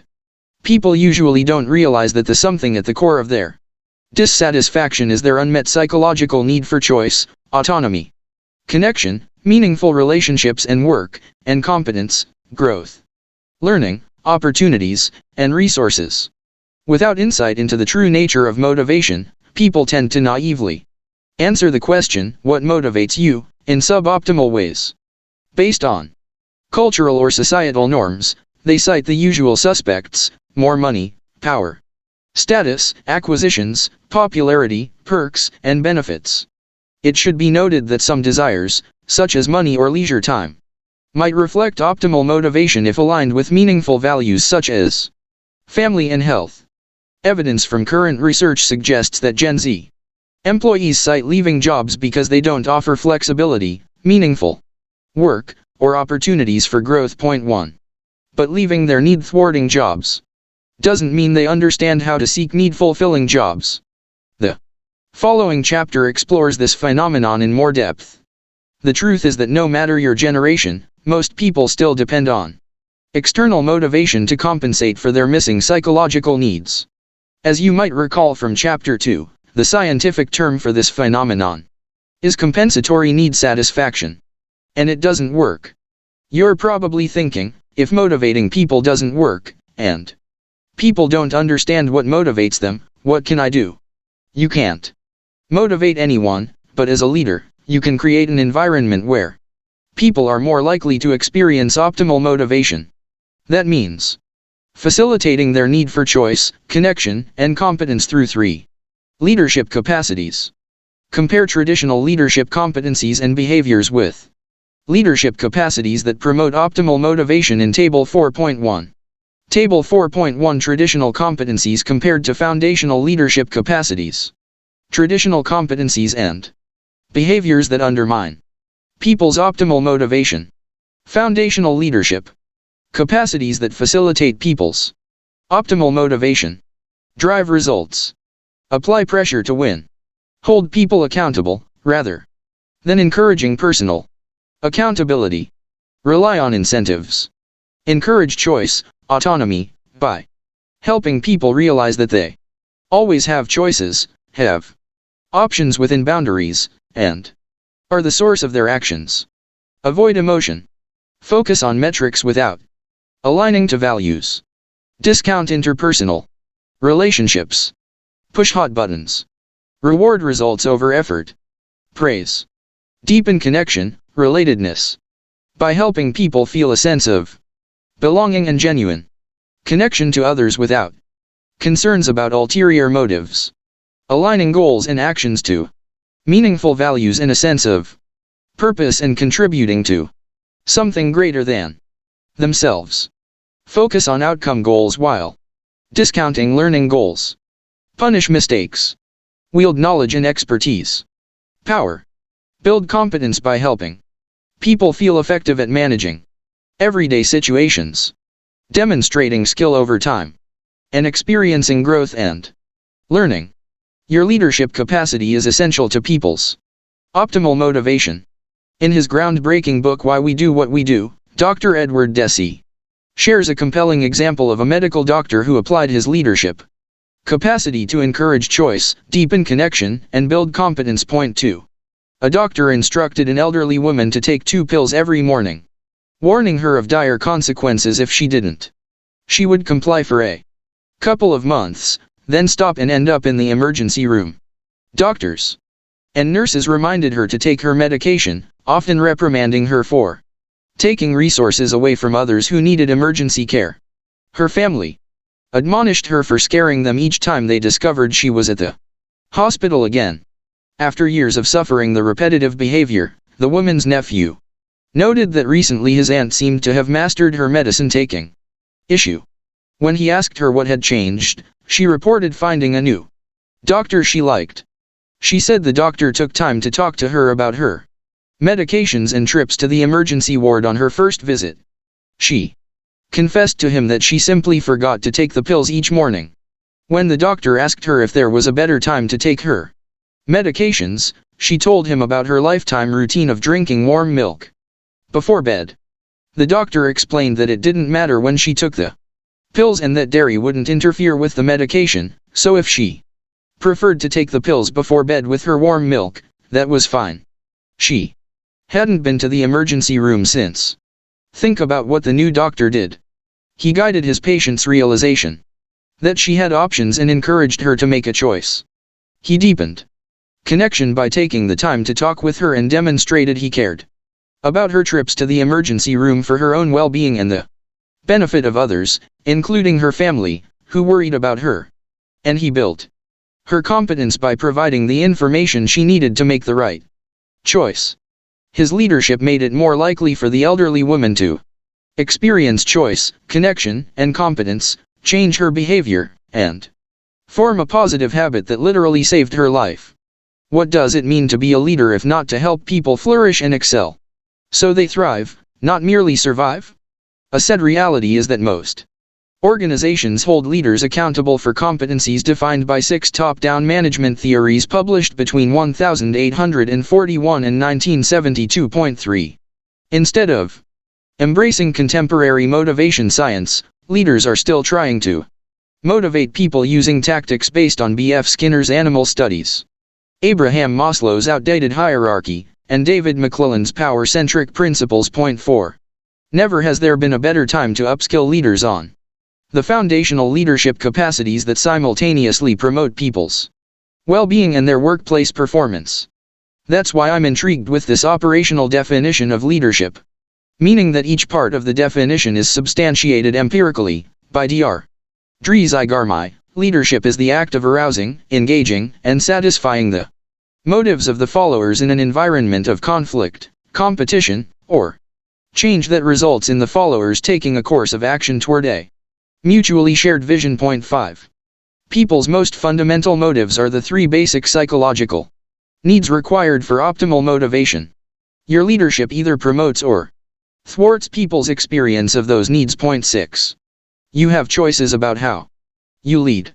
You can keep doing what you've always done and get the results you've always gotten.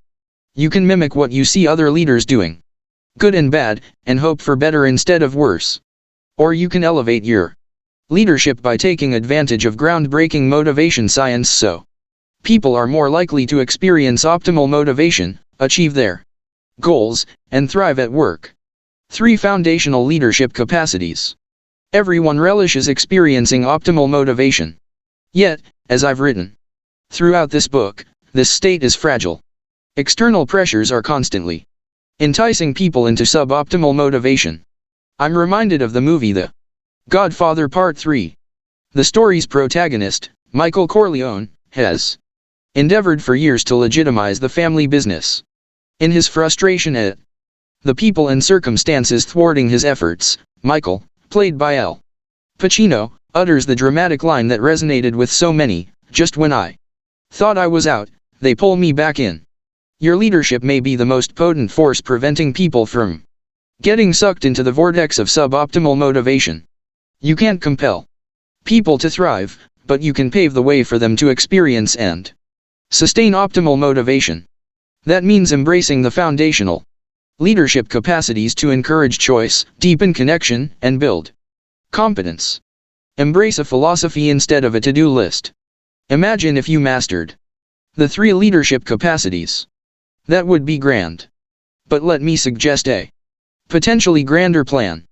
Instead of committing to a to-do list for mastering motivation with others, I urge you to embrace a philosophy. Commit to reflective awareness. Notice how your leadership affects people's experience of choice, connection, and competence. Ask yourself these questions during or after an interaction with someone you lead. Am I encouraging choice, or did I just erode it? Am I deepening connection, or did I just thwart it? Am I building competence, or did I just undermine it? The skills you are about to learn can lessen the eroding, thwarting, and undermining of people's psychological needs. Point 7. But none of us are perfect all the time. I know this from personal experience. Yesterday, I blocked out time to write. The day was unusually hot, but rather than turn on the air conditioner, I flung the doors open and turned on the house fan. My younger brother dropped by to help fix a landscaping problem and shut the doors, thinking he was doing me a favor. The problem is that the house fan requires airflow. When I heard a strange roar coming from the fan, instead of alleviating the issue by reopening the doors, I found my brother and asked in an accusatory tone if he'd closed the doors. Irritated by being distracted from my work, I informed him I had the doors open on purpose. For the fan, it needs air for circulating.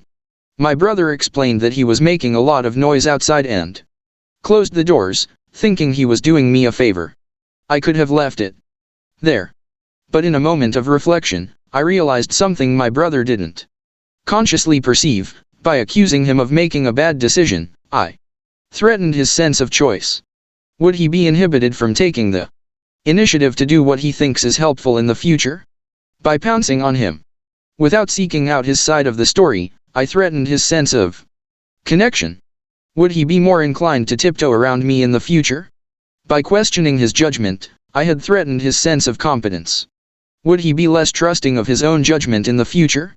Even though we have a long history together, I regretted treating a family member with less respect than I'd treat a team member I manage in the workplace. I hadn't applied the 3 leadership capacities with my brother, but recognizing the lost opportunity for encouraging choice, deepening connection, and building competence, I decided to do it retroactively. I grabbed a fresh peach, a fruit I know he loves, and delivered it to him with a message: I wish I hadn't snapped at you about the doors. You couldn't have known the situation and only did what you thought was best, as you typically do. I want you to know how much I appreciate your help around the house, and at the end of the day, I trust your judgment. At first, he looked at me quizzically.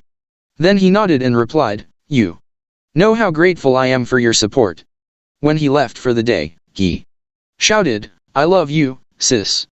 You may think this vignette is silly or insignificant, especially since it came from an everyday interaction that lasted only minutes. But I beg to differ. The quality of our life depends on the quality of our relationships.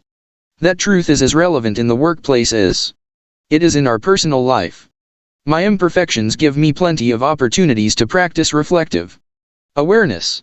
I've become more sensitive about how my leadership affects the quality of other people's motivation. As you practice the 3 leadership capacities, appreciate that you may not always get it right, but with mindful leadership, you can make it right. Mastering the first leadership capacity, encourage choice. To encourage choice, help people realize that they always have choices, have options within boundaries, and are the source of their actions.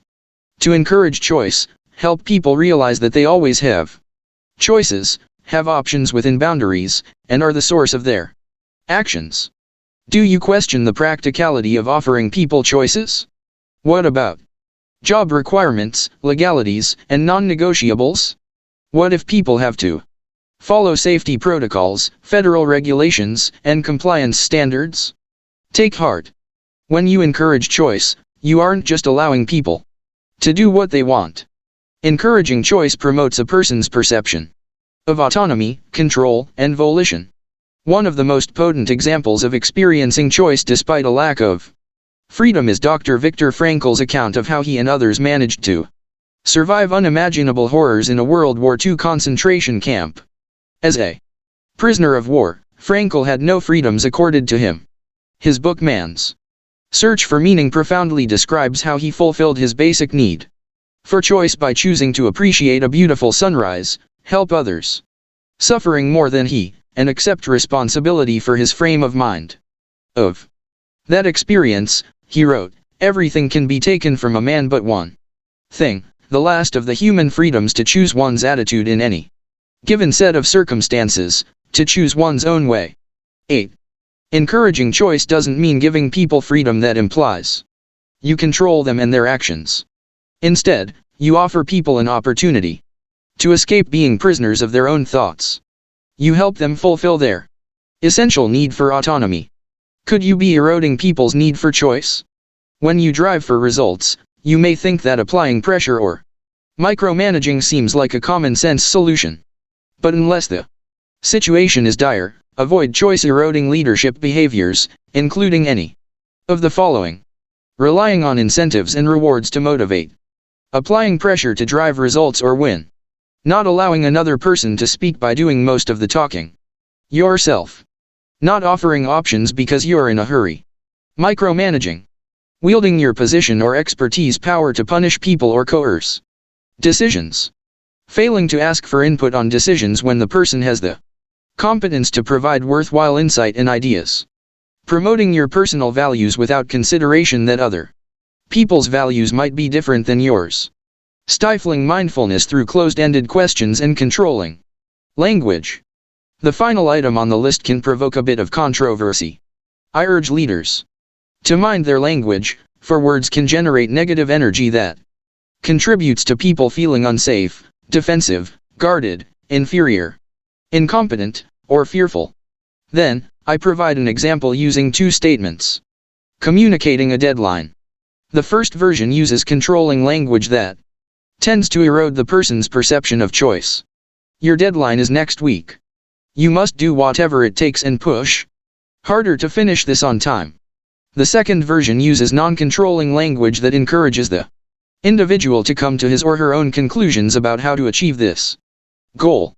Your deadline is next week. If you're feeling pressure or concerned that you might not make it, let's explore solutions to help you meet expectations and relieve the source of your tension. Often, managers reject my recommendation. Why should I have to guard every word I utter to protect someone's perception of choice?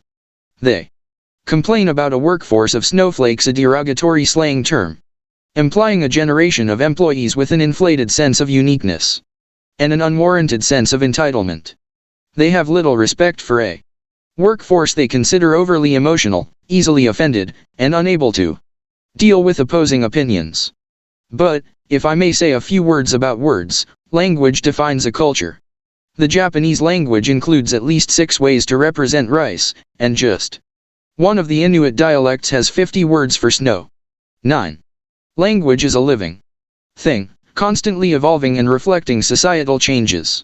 For example, in the 1960s, when you thought a person did something stupid, it was common to call them retarded. I was offended by the term because my sister, Terry, was born with water on the brain from spina bifida. My heart broke when she was old enough to understand the word and regretfully claimed, "I'm retarded." She was physically and mentally disabled. But a massive distinction exists between the terms used in a medical diagnosis and the judgment that accompanied society's careless use of the word. Today, thanks to greater awareness and empathy, most people refrain from thoughtlessly calling someone retarded. I know the current anti-woke movement paints such evolutions in our language with a broad stroke, claiming newer generations of too sensitive people are acting as the language police. Of course, in any societal change, overzealous advocates can push too far in their righteousness.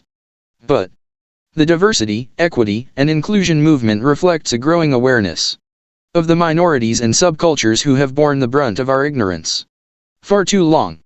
How does all this play into the words you use as a leader when promoting people's autonomy? The language of business harbors vestiges of traditional command and control leadership and a leader-centric perspective proven inadequate for promoting well-being and workplace effectiveness. The following chapter delves deeper into other cultural and societal changes affecting how leaders lead. If you don't want to erode people's psychological need for choice, it's time to avoid language and practices reflecting top-down power and control and an outdated cultural model. How to encourage choice. Let go of your fear that people can't handle choices. Ensure your language reflects an openness to diverse thoughts and approaches and embrace the significance of autonomy as central to people's well-being. Consider practicing these 2 leadership skills proven to encourage choice. Explore options within boundaries. Present goals and timelines as valuable information. Explore options within boundaries. I was asked to deal with the fallout from a situation that rocked the sales department of a prominent pharmaceutical company. All the sales representatives had been warned not to cut and paste drug studies to impress doctors with their drug's efficacy. The reps knew that non-compliance with the law would endanger the company and get them fired. But the pressure to sell was so fierce that 3 highly regarded sales representatives breached the federal protocols by improperly presenting clinical studies to doctors. They were fired straight away. I asked a manager to demonstrate a typical conversation with a sales rep to reinforce federal guidelines. As might be expected, the conversation was one-way and direct. When selling our drug, you must adhere to the strict federal protocol described in this memo. For example, you cannot pull out quotes and present them out of context. You have to present the entire study. If you go beyond these guidelines, you face immediate termination. The conversation didn't take long. Then the managers and I collaboratively prepared a conversation starter, using a different approach to encourage choice and avoid eroding the sales representative's sense of autonomy. I know you are eager to increase your sales. We can discuss strategies for doing that while also adhering to the strict federal protocols for selling our drugs. You need to stay within these boundaries to protect your client, yourself, our company and, most importantly, the patient receiving the drug. Within these limits, however, you still have options. You can make choices and decisions that will affect your relationship with the doctor, the quality of your proposals, and the effectiveness of your sales efforts. Let's explore your options for selling this product within the stated boundaries. Spelling out the rules of engagement is a common management practice. But managers rarely discuss the options people have within boundaries that promote legal creativity and innovative thinking. This type of conversation requires a leader to be more thoughtful, and it takes more time. But more importantly, when you invite choice within boundaries, you promote your team members' optimal motivation. The payoff is immediate and sustainable when you are not around to dangle a carrot or wield a stick. Present goals and timelines as valuable information. When I was 9 years old, I began writing a book. I knew from the first sentence that it was lousy, so I abandoned it. But I never stopped dreaming of being an author. I finally realized the dream 37 years later. Today I've authored or co-authored 9 books, if you count the one you're reading now, with 6 different publishers. Despite my love of writing, not all my experiences lived up to the dream. Working with publishers has ranged from painful to exhilarating. The painful publishers dictated hard deadlines for submitting the manuscript. I had no choice in the book's final title or cover design. Editors demanded changes I disagreed with. As deadlines loomed, the pressure affected the quality of my work in life. I felt guilty watching a movie or going out with friends. My day job began to suffer because of the stress I felt when not working on the book. Enter Barrett Kohler, BK, the publisher of this and 2 of my previous books. BK needs to establish hard deadlines for manuscripts too. But it takes a radically different approach to working with its authors. The publisher invited me to an author's day to meet the people responsible for getting my book into the hands of readers. I was inspired by a catered lunch, where employees and guests came to hear my intentions and an overview of the book. I attended scheduled meetings with every team that shared responsibility for getting the book out of my head into readers. The groups described and explained their timelines for production and clarified their expectations along with my role in making it all happen. Rather than feeling pressured, I was optimally motivated to play my part in a collaborative effort. I have been living my 9-year-old self's dream ever since. BK is a master at communicating deadlines, schedules, requirements, and expectations as data or information necessary for achieving agreed upon outcomes. You can communicate expectations directly, like this. You need to submit your final report no later than July 20th. Or, instead, communicate a deadline as a piece of valuable information that encourages choice, like this. This project needs to be completed by July 20th so the CFO has time to review it before the board meeting on August 15th. I created a spreadsheet to propose a timeline so that all team members understand their role and can schedule their time appropriately. After you've had a chance to review the timeline, let me know if you foresee steps I haven't included. Alert me to challenges I haven't considered that might influence your ability to complete the report by July 20th. People are less likely to feel controlled by external or imposed motivation when you frame your message as valuable information or knowledge that will help them succeed. Mastering the second leadership capacity, deepen connection. To deepen connection, help people feel a sense of belonging and genuine connection to others without concerns about ulterior motives, align goals and actions to meaningful values in a sense of purpose, and contribute to something greater than themselves. If you join me at the front of the room during a presentation to executives, you will witness a fascinating phenomenon when I reveal a slide of a baby named Breelyn. The leaders have no idea who Breelyn is or why her photo is on the screen. But you feel their energy shift. I describe what I see to the audience, their expressions are softened, and some smile. What's happening right now? I ask them. They speculate. She's cute. She's reaching out, and it makes me want to respond. She reminds me of my daughter. I urge them to examine what they are feeling. Finally, someone dares to admit what it is, unconditional love. They realize How drawn they are to the purity of Breland's intention. She's reaching out for no other reason than to connect. That is what they are responding to. It feels good when someone wants to connect without an ulterior motive. Breland's photo represents a basic psychological need that every human being has for connection, the need to care about and be cared about by others without ulterior motives. We know humans thrive when all three psychological needs for choice, connection, and competence are satisfied. However, the need for connection is often discounted or non-existent in workplaces. This absence is a considerable risk because if people aren't getting their need for connection met at work, there's a chance they are not getting it met at all, given the amount of time people spend at work compared to other areas of their life. Without connection at work, people will not thrive or have the energy, vitality, and well-being required for pursuing and achieving their goals. Could you be eroding people's need for connection? Do you avoid the dreaded F-word feelings at work? It's common practice to diminish their importance in the workplace. I explore this misguided notion in later chapters.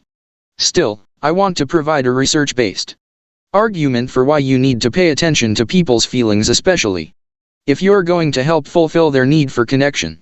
We know that people appraise the world around them cognitively, through their thinking, and effectively, through their emotions.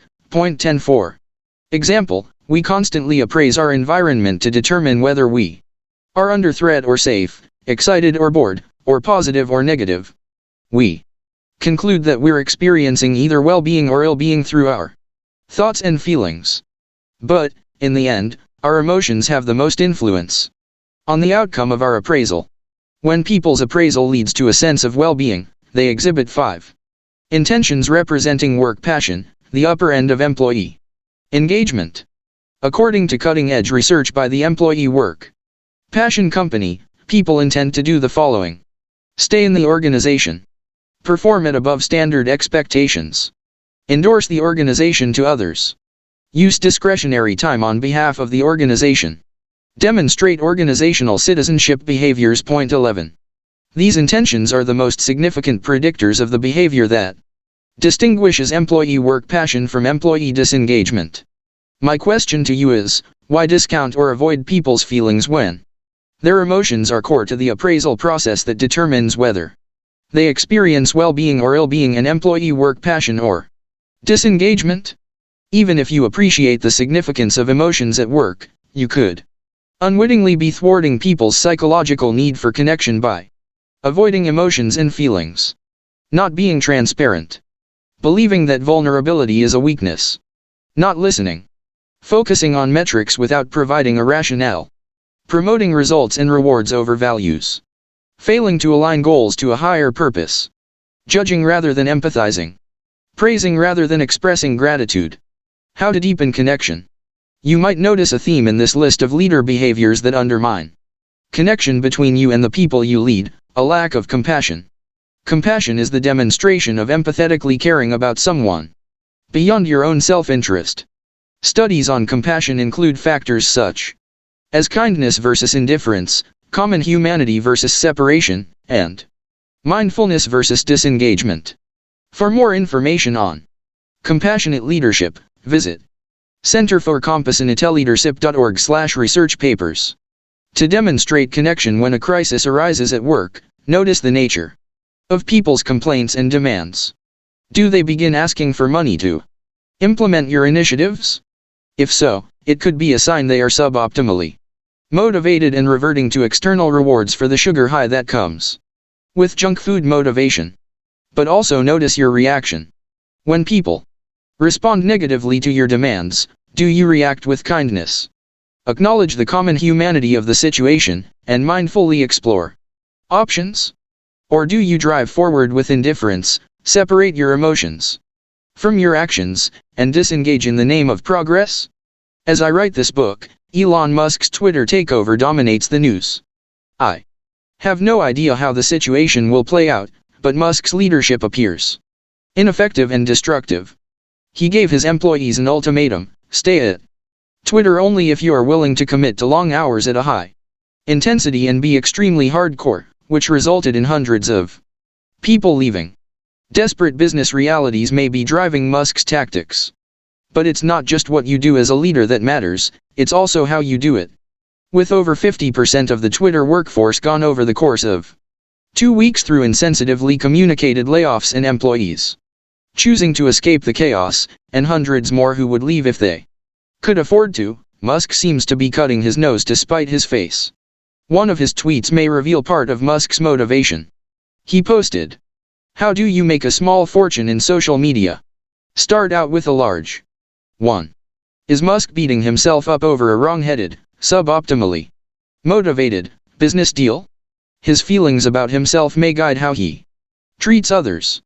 Research highlights how a lack of self-compassion can lead to a lack of compassion for others. Self-compassion is being open to one's own suffering, not avoiding and disconnecting from it. If you are suffering, self-compassion is the ability to heal yourself with kindness.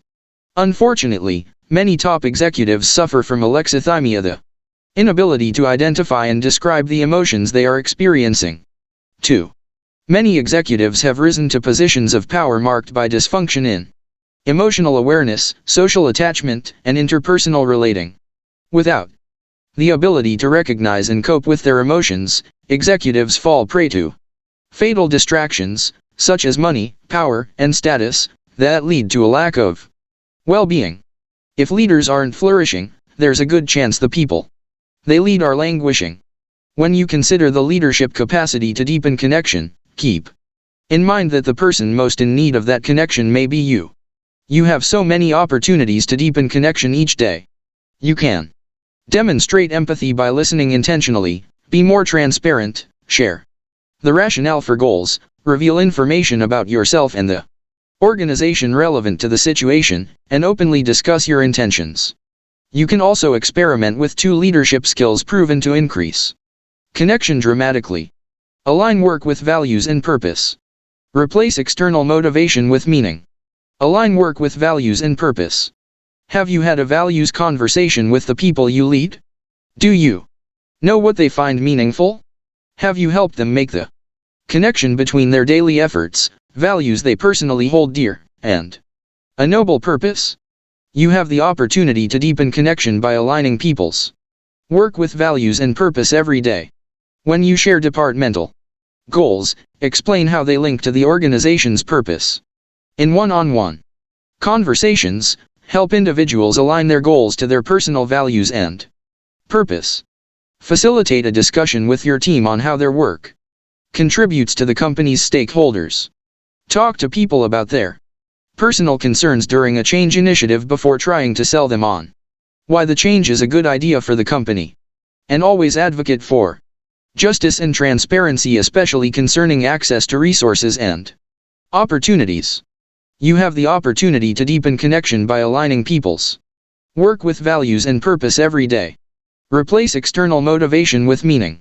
Depending on external rewards to motivate or manipulate people's behavior is a twofold tragedy. The first tragedy is that dangling rewards to get people to do your bidding relegates people to the status of a show animal, like a monkey forced to do tricks for treats. In 2016, we finally realized the inhumane treatment of circus elephants and banned them from circuses in the United States. Point 12. We know how paying for performance works out for animals. Why do we think this practice is appropriate for humans? Even this seemingly innocuous suggestion can erode people's connection to a more meaningful reason for achieving their goal. If you really focus on closing business over the next couple of weeks, you can still make your bonus and qualify for the sales trip. Pushing external rewards as the reason to take action almost always results in people experiencing suboptimal motivation. The second tragedy is that you distract people from more profound and meaningful reasons for pursuing their goals. I had assigned participants attending a self-leadership workshop to rank a list of workplace motivators. Each group was challenged to come to a consensus on their list, then compare their group's answers with research findings. One group couldn't come to an agreement because Sonny refused to agree that interesting work should be the top motivator. He was convinced that people's number one workplace motivator was money. Sonny explained, "I know you said that research shows that money is not the best reason to be motivated, but to be honest, it's my reason, and I'm not going to apologize for it. I think most people would agree with me. Sunny became the first person I attempted to publicly guide through the process of understanding the true nature of motivation. He didn't know the spectrum of motivation, the 6 motivational outlooks, or the 3 psychological needs. But based on his reaction to the activity and his comment, it seemed an opportune moment to experiment with techniques I was developing to help people better understand their motivation. I explained the situation to Sunny, and he graciously agreed to go along with my questions. The conversation went something like this. Susan, Sunny, there are no right or wrong answers. I hope you feel curious about the difference in your rankings rather than judged. You claim that money is what gets you up to go to work every day. You were the only group member who listed money as the top motivator. Would you be open to investigating that? Sunny, sure. Susan, okay, I will ask you questions to explore your motivation. If it gets to be too much, just let me know. Why is money what gets you going each day? Sunny, I just graduated from college, and I'm broke. I need money. That's why I went into sales to make money. Susan, that's understandable. Why is money so important to you? Sunny, because I need to buy things. Susan, why is buying things so important to you? Sunny, because I need things, like a new car. Susan, why is the new car so important? Sunny, because the one I have now is old and run down. It doesn't scream success. I need a new car to impress people. Susan, why is it so crucial for you to impress people? Sunny, because I want them to see me as successful. Susan, why is it so important for people to see you as successful? Sunny paused and, full of emotion, shared that he was the first and only person from his family to ever attend and graduate from college. His parents had sacrificed and worked multiple jobs to support him through those 4 years. He wanted to be successful as a testament to their sacrifice and caring. To clarify whether Sunny was feeling unimposed or aligned motivational outlook, I asked these questions. Do you think your parents supported your college education so you could make lots of money? Do you think your parents have expectations tied to your making a lot of money? Do you think your parents will be disappointed if you don't make a lot of money? Do you think your parents might love you less if you don't make lots of money? Suddenly, Sunny got it. He realized that his interpretation of success was making lots of money. But his purpose was not about money. He worked hard every day because he was grateful for his parents, who had selflessly supported him, and he appreciated the opportunities before him. It was not about payback, obligation, or duty. It was about pure connection. A big aha moment for Sunny was that the money and car he wanted might be byproducts. He still wanted them, but he got in touch with how focusing on external rewards distracted him from values he held dear. His values and noble purpose imparted more rewarding reasons for getting out of bed each morning. Sunny wondered aloud, what would get me out of bed after I got the car I wanted? He concluded that love was more fulfilling and sustaining than grasping for material goods. You can't manipulate other people's understanding of why they do what they do. But you can shift your focus from pushing incentives and rewards to facilitating a conversation about their values that enables them to connect to what's meaningful to them. Mastering the third leadership capacity, build competence. To build competence, help people feel effective at managing everyday situations, demonstrate skill over time, and experience growth and learning. To build competence, help people feel effective at managing everyday situations, demonstrate skill over time, and experience growth and learning. In her book Mindset, Carol Dweck asserts, people are all born with a love of learning, but a fixed mindset can undo it. 13 Dweck and her Stanford research validate our foundational need for competence. But you can also observe a toddler who tries to fulfill his insatiable curiosity and need to learn by incessantly asking you, why? A technique I encourage leaders to try is simple. In addition to asking for a progress report or a list of the week's achievements, ask your team members what they learned that would help them be more effective next week. Elena, who who attended a workshop on motivation I was teaching in Bucharest, Romania, tried the technique although not in a way I anticipated. On the second day of the course, Elena shared her experience from the night before. She put this question to her 10-year-old son: "So, what did you learn today that you thought was interesting or that you don't want to forget?" Elena said her son rolled his eyes and retorted, "Mom, that's a stupid question. We didn't have school today, so I didn't learn anything." Elena said she was stunned. "Here I am attending a 2-day seminar that I'm paying for myself because my company doesn't cover training costs. That's how much I value learning. But when my son told me he didn't learn because there was no school that day, I realized I had failed to impart my value of learning to him." I asked Elena how she handled the situation. Elena said, "We sat down and talked about our values for learning. He agreed that you could learn anywhere, not just in school. If I hadn't asked him what he'd learned that day, we would never have had that conversation. I never considered having a values conversation with a 10-year-old. But it was one of the best discussions we've ever had." Elena said she and her son decided to discuss what they'd both learned at the end of each week. Elena's conversation with her son about the value of learning broke through his potential fixed mindset, tapping into his natural proclivity for competence. I urge you to consider how your leadership interactions build or undermine people's growth mindset. Could you be eroding people's need for competence? You may endorse the concept of a learning organization and strive for continuous improvement.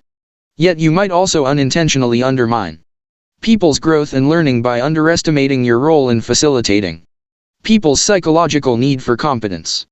Even the most well-meaning leaders erode people's competence by emphasizing performance goals over learning goals, discounting training, neglecting people's development, assuming general competence without realizing that mastery evolves over time, especially when learning a new skill or applying transferable skills in a new way, failing to acknowledge progress, focusing on mistakes rather than lessons learned, expecting perfection and not tolerating the learning curve, wielding knowledge and expertise power, failing to promote a growth mindset. Sadly, some leaders don't believe in training and development. They adhere to the throw them in the lake school of leadership. If employees sink, they aren't up to the job. If they learn to swim, then all's well. What a foolish waste of time, energy, resources, and opportunity. I don't know how you can be an effective leader without valuing growth and learning. That goes for soft skills as much as the hard skills demanded by a job. Instead, find innovative learning opportunities. Another effective way to undermine competence is perpetuating a workplace culture where people are afraid of being judged as lazy or unproductive if caught reading or watching an instructional video. Try building competence by establishing a new cultural norm that encourages people to dedicate weekly time to learning. You might even consider doing what Elena did with her son: make time during a one-on-one meeting with staff members to discuss their values for learning. You might help reignite the fire of competence that was extinguished along the way to adulthood. You can also practice leadership skills proven to build competence, such as those described in the next section. How to build competence.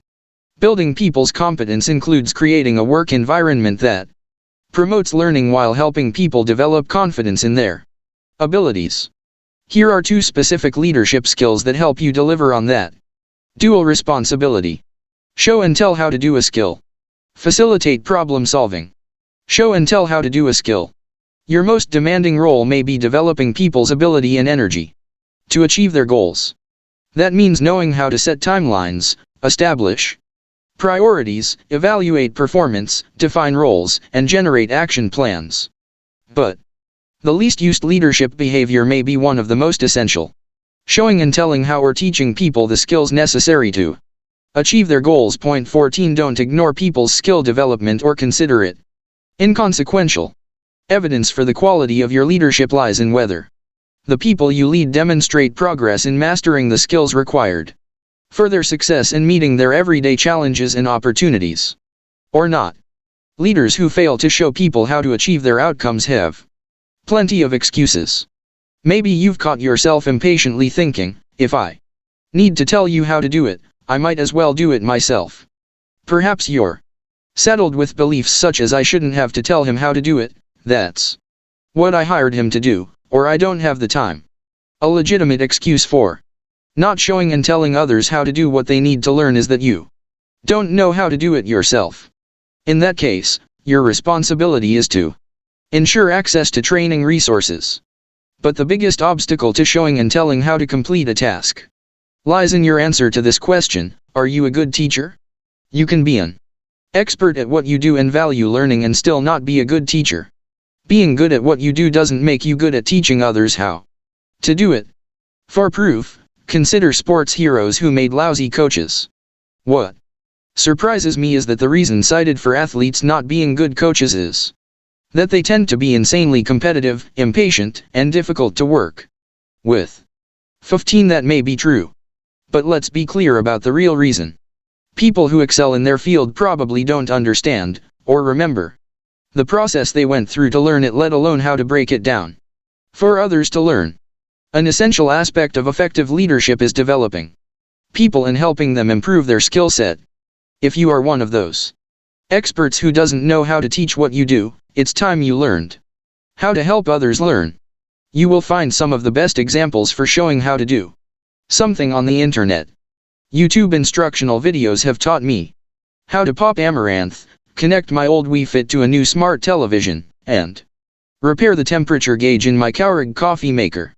Showing and telling how requires that you provide the learner with an accurate description of the intended outcome and a demonstration of action steps for getting the desired results.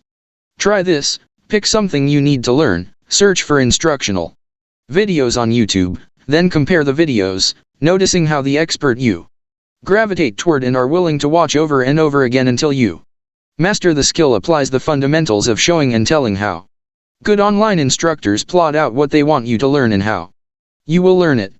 They sequence action steps. Compare their approach to how some leaders delegate an outcome without taking the time to break it down into discrete actions that lead to the desired results, whether completing a budget, mastering a new software application, or following a sales procedure. Take heed from Mr. Miyagi. I love using the Karate Kid as an example of telling and showing how. The way Mr. Miyagi develops Daniel's ability is masterful. He begins by deepening connection. No such thing as bad student, only bad teacher. Teacher say, student do. Mr. Miyagi and Daniel-san make a teacher-student pact based on Daniel's profound desire to learn karate. But Mr. Miyagi also encourages choice by clarifying Daniel's options: follow Mr. Miyagi's teaching or walk away without knowing how to fight. Despite moments of frustration, Mr. Miyagi encourages Daniel to trust him and the process. In the end, the instruction to wax on, wax off results in Daniel-san's ability to block punches. But of course, because Mr. Miyagi continually deepened connection by providing a larger context of purpose and values, Daniel's learning journey was far more profound than learning a skill. A good teacher goes beyond building skills to instilling invaluable life lessons by encouraging choice, deepening connection, and, ultimately, building competence. A good teacher goes beyond building skills to instilling invaluable life lessons by encouraging choice, deepening connection, and, ultimately, building competence. Facilitate problem solving. Are you up for a little experiment? Ask one of your team members, or a colleague willing to play along, if he or she will help you solve a riddle. Your role is to facilitate your accomplice in finding a solution without imposing your own ideas. Here is the two jugs riddle. A man had a jug full of lemonade and a jug full of milk. He poured them into one large vat, yet he kept the lemonade separate from the milk. How? Having led hundreds of leaders through this activity, we found they faced one of two challenges. When leaders didn't know the solution, they focused on solving the problem for themselves. They tended to forget that their job was to facilitate someone else's problem solving. When leaders did know the answer, they tended to lead the witness, so to speak, and direct rather than guide the problem solver. Sometimes in their impatience, they just shared the solution. If you think your job is to solve people's problems, think again. As a leader, your role is to teach people you lead how to solve their own problems. For people to become independent, self-reliant problem solvers, they must develop the confidence to solve problems and come to appropriate conclusions independently. That's the essence of building competence. As a leader, your role is to teach people you lead how to solve their own problems. My husband and I were working to develop leadership skills with store managers for a major U.S. retailer. One day, touring a store with its manager, we witnessed an awkward scene. A customer was loudly complaining about having to stand in line too long to make her purchase. The checkout clerk was obviously frustrated. The manager was embarrassed. She admitted that her assistant manager, whose job is to schedule the sales associates, complained almost daily about not having enough staff to cover the checkout stands. She explained how she had tried to solve the problem, but being understaffed was a budget issue that neither she nor the assistant manager had any authority to change. At a coaching session later that afternoon, we used the scenario to teach the manager how to facilitate problem solving with the assistant manager. We outlined a simple method of exploring the problem by 1. Using inquiry to understand the problem, 2. Generating possible alternatives, 3. Examining the consequences of those alternatives, 4. Making a choice, and 5. Evaluating the choice. As the manager facilitated the assistant manager on the first step to clarify the problem, it became evident that both of them had accepted the problem as understaffing. Neither of them controlled the budget that allowed for hiring more staff members, so by accepting that definition of the problem, attempts at problem solving had failed. We encouraged them to continue exploring the issue. Were there other ways of defining the problem? Within moments, a different understanding of the problem emerged. Ineffective scheduling during peak hours. The problem wasn't a lack of staff but how they were deployed. By clarifying the real issue, the problem of being understaffed that neither manager could control became a matter of reallocating resources, which the assistant store manager could control. Both managers gained two powerful insights that day. Teaching someone how to solve problems is impossible if you don't have a model for problem solving. The way to build competence and self-reliant problem solvers is to transparently and consistently facilitate their problem solving instead of trying to solve their problems. Facilitating the people you lead helps them see the power of their own ideas. Building competence means that you help people develop the confidence to effectively solve work-related problems on their own. I hope you take on the challenge I posed at the beginning of this section. You have a choice of how you want to facilitate the two jugs riddle with a willing partner. You can facilitate finding the solution without knowing the answer yourself. Notice if you tend to get overly involved and abandon the problem-solving process, making it all about your experience, not the other person's. You can go to this EndNote 16 where the solution is revealed, then facilitate someone finding a solution you already know. In this case, notice if you try to manipulate or guide the person trying to solve the problem or, worse, get impatient and reveal the answer. Either way, something fantastic can happen when you stick with the problem-solving process instead of over-directing. The person you're facilitating comes up with a better or more creative solution than the right answer. That's one of the wonders of facilitating problem-solving with others. Ask mindful questions to facilitate a mojo moment. One evening, my husband returned from a business trip to find me in a vortex of anxiety. I was madly trying to meet a product development deadline. As he entered my home office, I didn't even look up from my computer as I blurted out how hard I'd been working, the tremendous pressure I was under, and the stress I felt from people waiting for documents I hadn't completed yet. After a long pause, I glanced up, thinking I better be sure it was Dre, and not an intruder standing in the doorway. He smiled at me and gently and lovingly asked a question that shook me to my core: "Are you enjoying your work?" My life flashed before me. I realized that I was enjoying my work. I'd chosen this path because it brought significance to my life, and I was good at it. But I also recognized that as much as I loved my work, I loved my husband more. I had chosen to partner with him to make meaning together and support one another's spiritual development. Suddenly, I was struck by my hypocrisy. Why was I complaining and stressed if I enjoyed my work so much? Why was I creating such negative and unwelcoming energy if I loved my husband? To my surprise and my husband's, I burst into tears. I did my best to explain the emotional response. I was shocked by the recognition of the person I was, not the person I longed to be.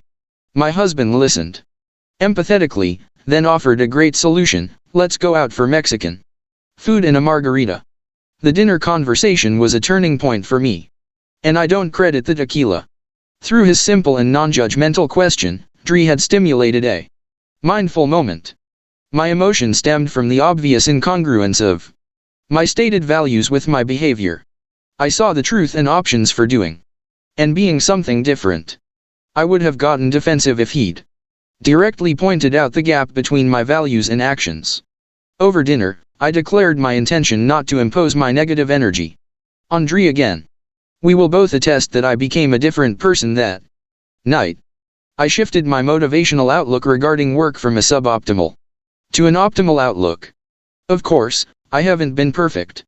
I can slip into the imposed motivational outlook when I'm physically tired or mindless.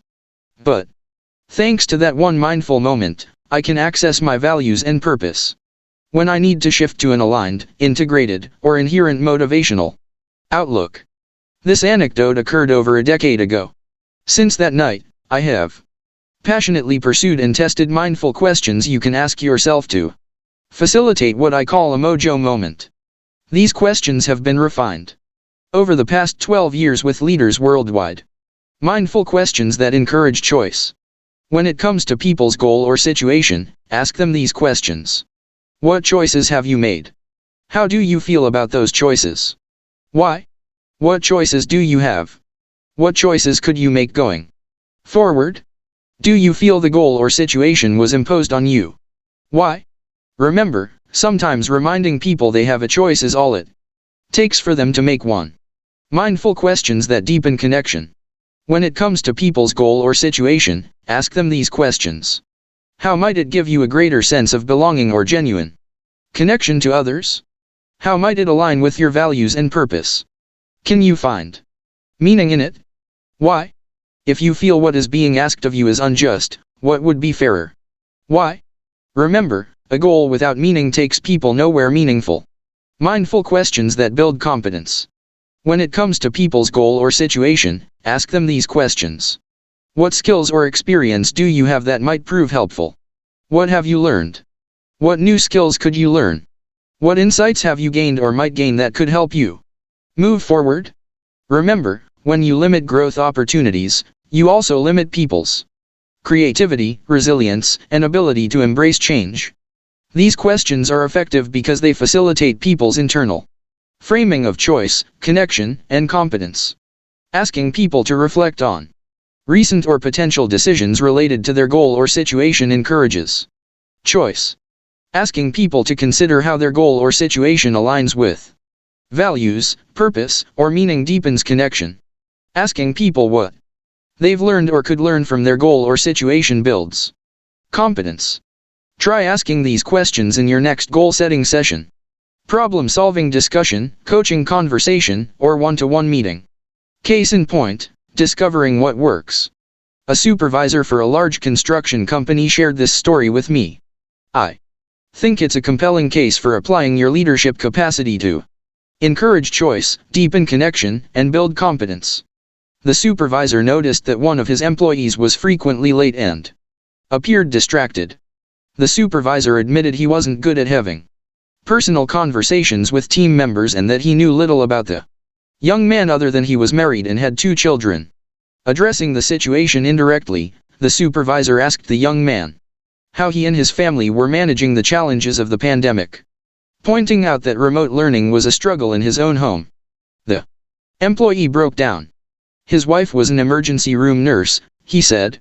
They had 2 kids in early elementary school and no family help. Trying to juggle schedules and work was taking its toll. The supervisor called together his team and explained the situation. He encouraged the group to brainstorm alternatives. The supervisor told me he was blown away by the empathy and understanding demonstrated by the group. They collaborated on redesigning their workflow to provide a flexible schedule that allowed the young man time at home during critical times for his kids and in the office.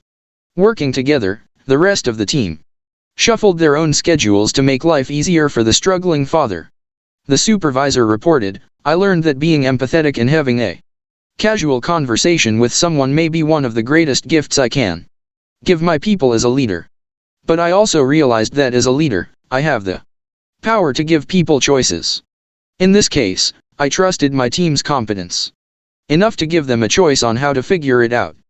The result is that the entire team felt they were doing something good. They chose to support the man's wife, a healthcare worker and one of their own. They interpreted the changes as an opportunity for connection rather than an inconvenience." The supervisor doesn't plan to return to normal as his team enters the new, more complex world of hybrid work. Instead, he wants to continue exploring opportunities to improve people's optimal motivation by encouraging choice, deepening connection, and building competence. Recapping: if motivating people doesn't work, what does? Chapter 4 asks these questions. What changes would your organization experience if you resisted archaic and disproven leadership theories driving people in the wrong direction with unintended consequences? What might be different if you developed the leadership capacity to improve the quality of people's motivation? Developing your leadership capacity to encourage choice, deepen connection, and build competence supports your leadership intention and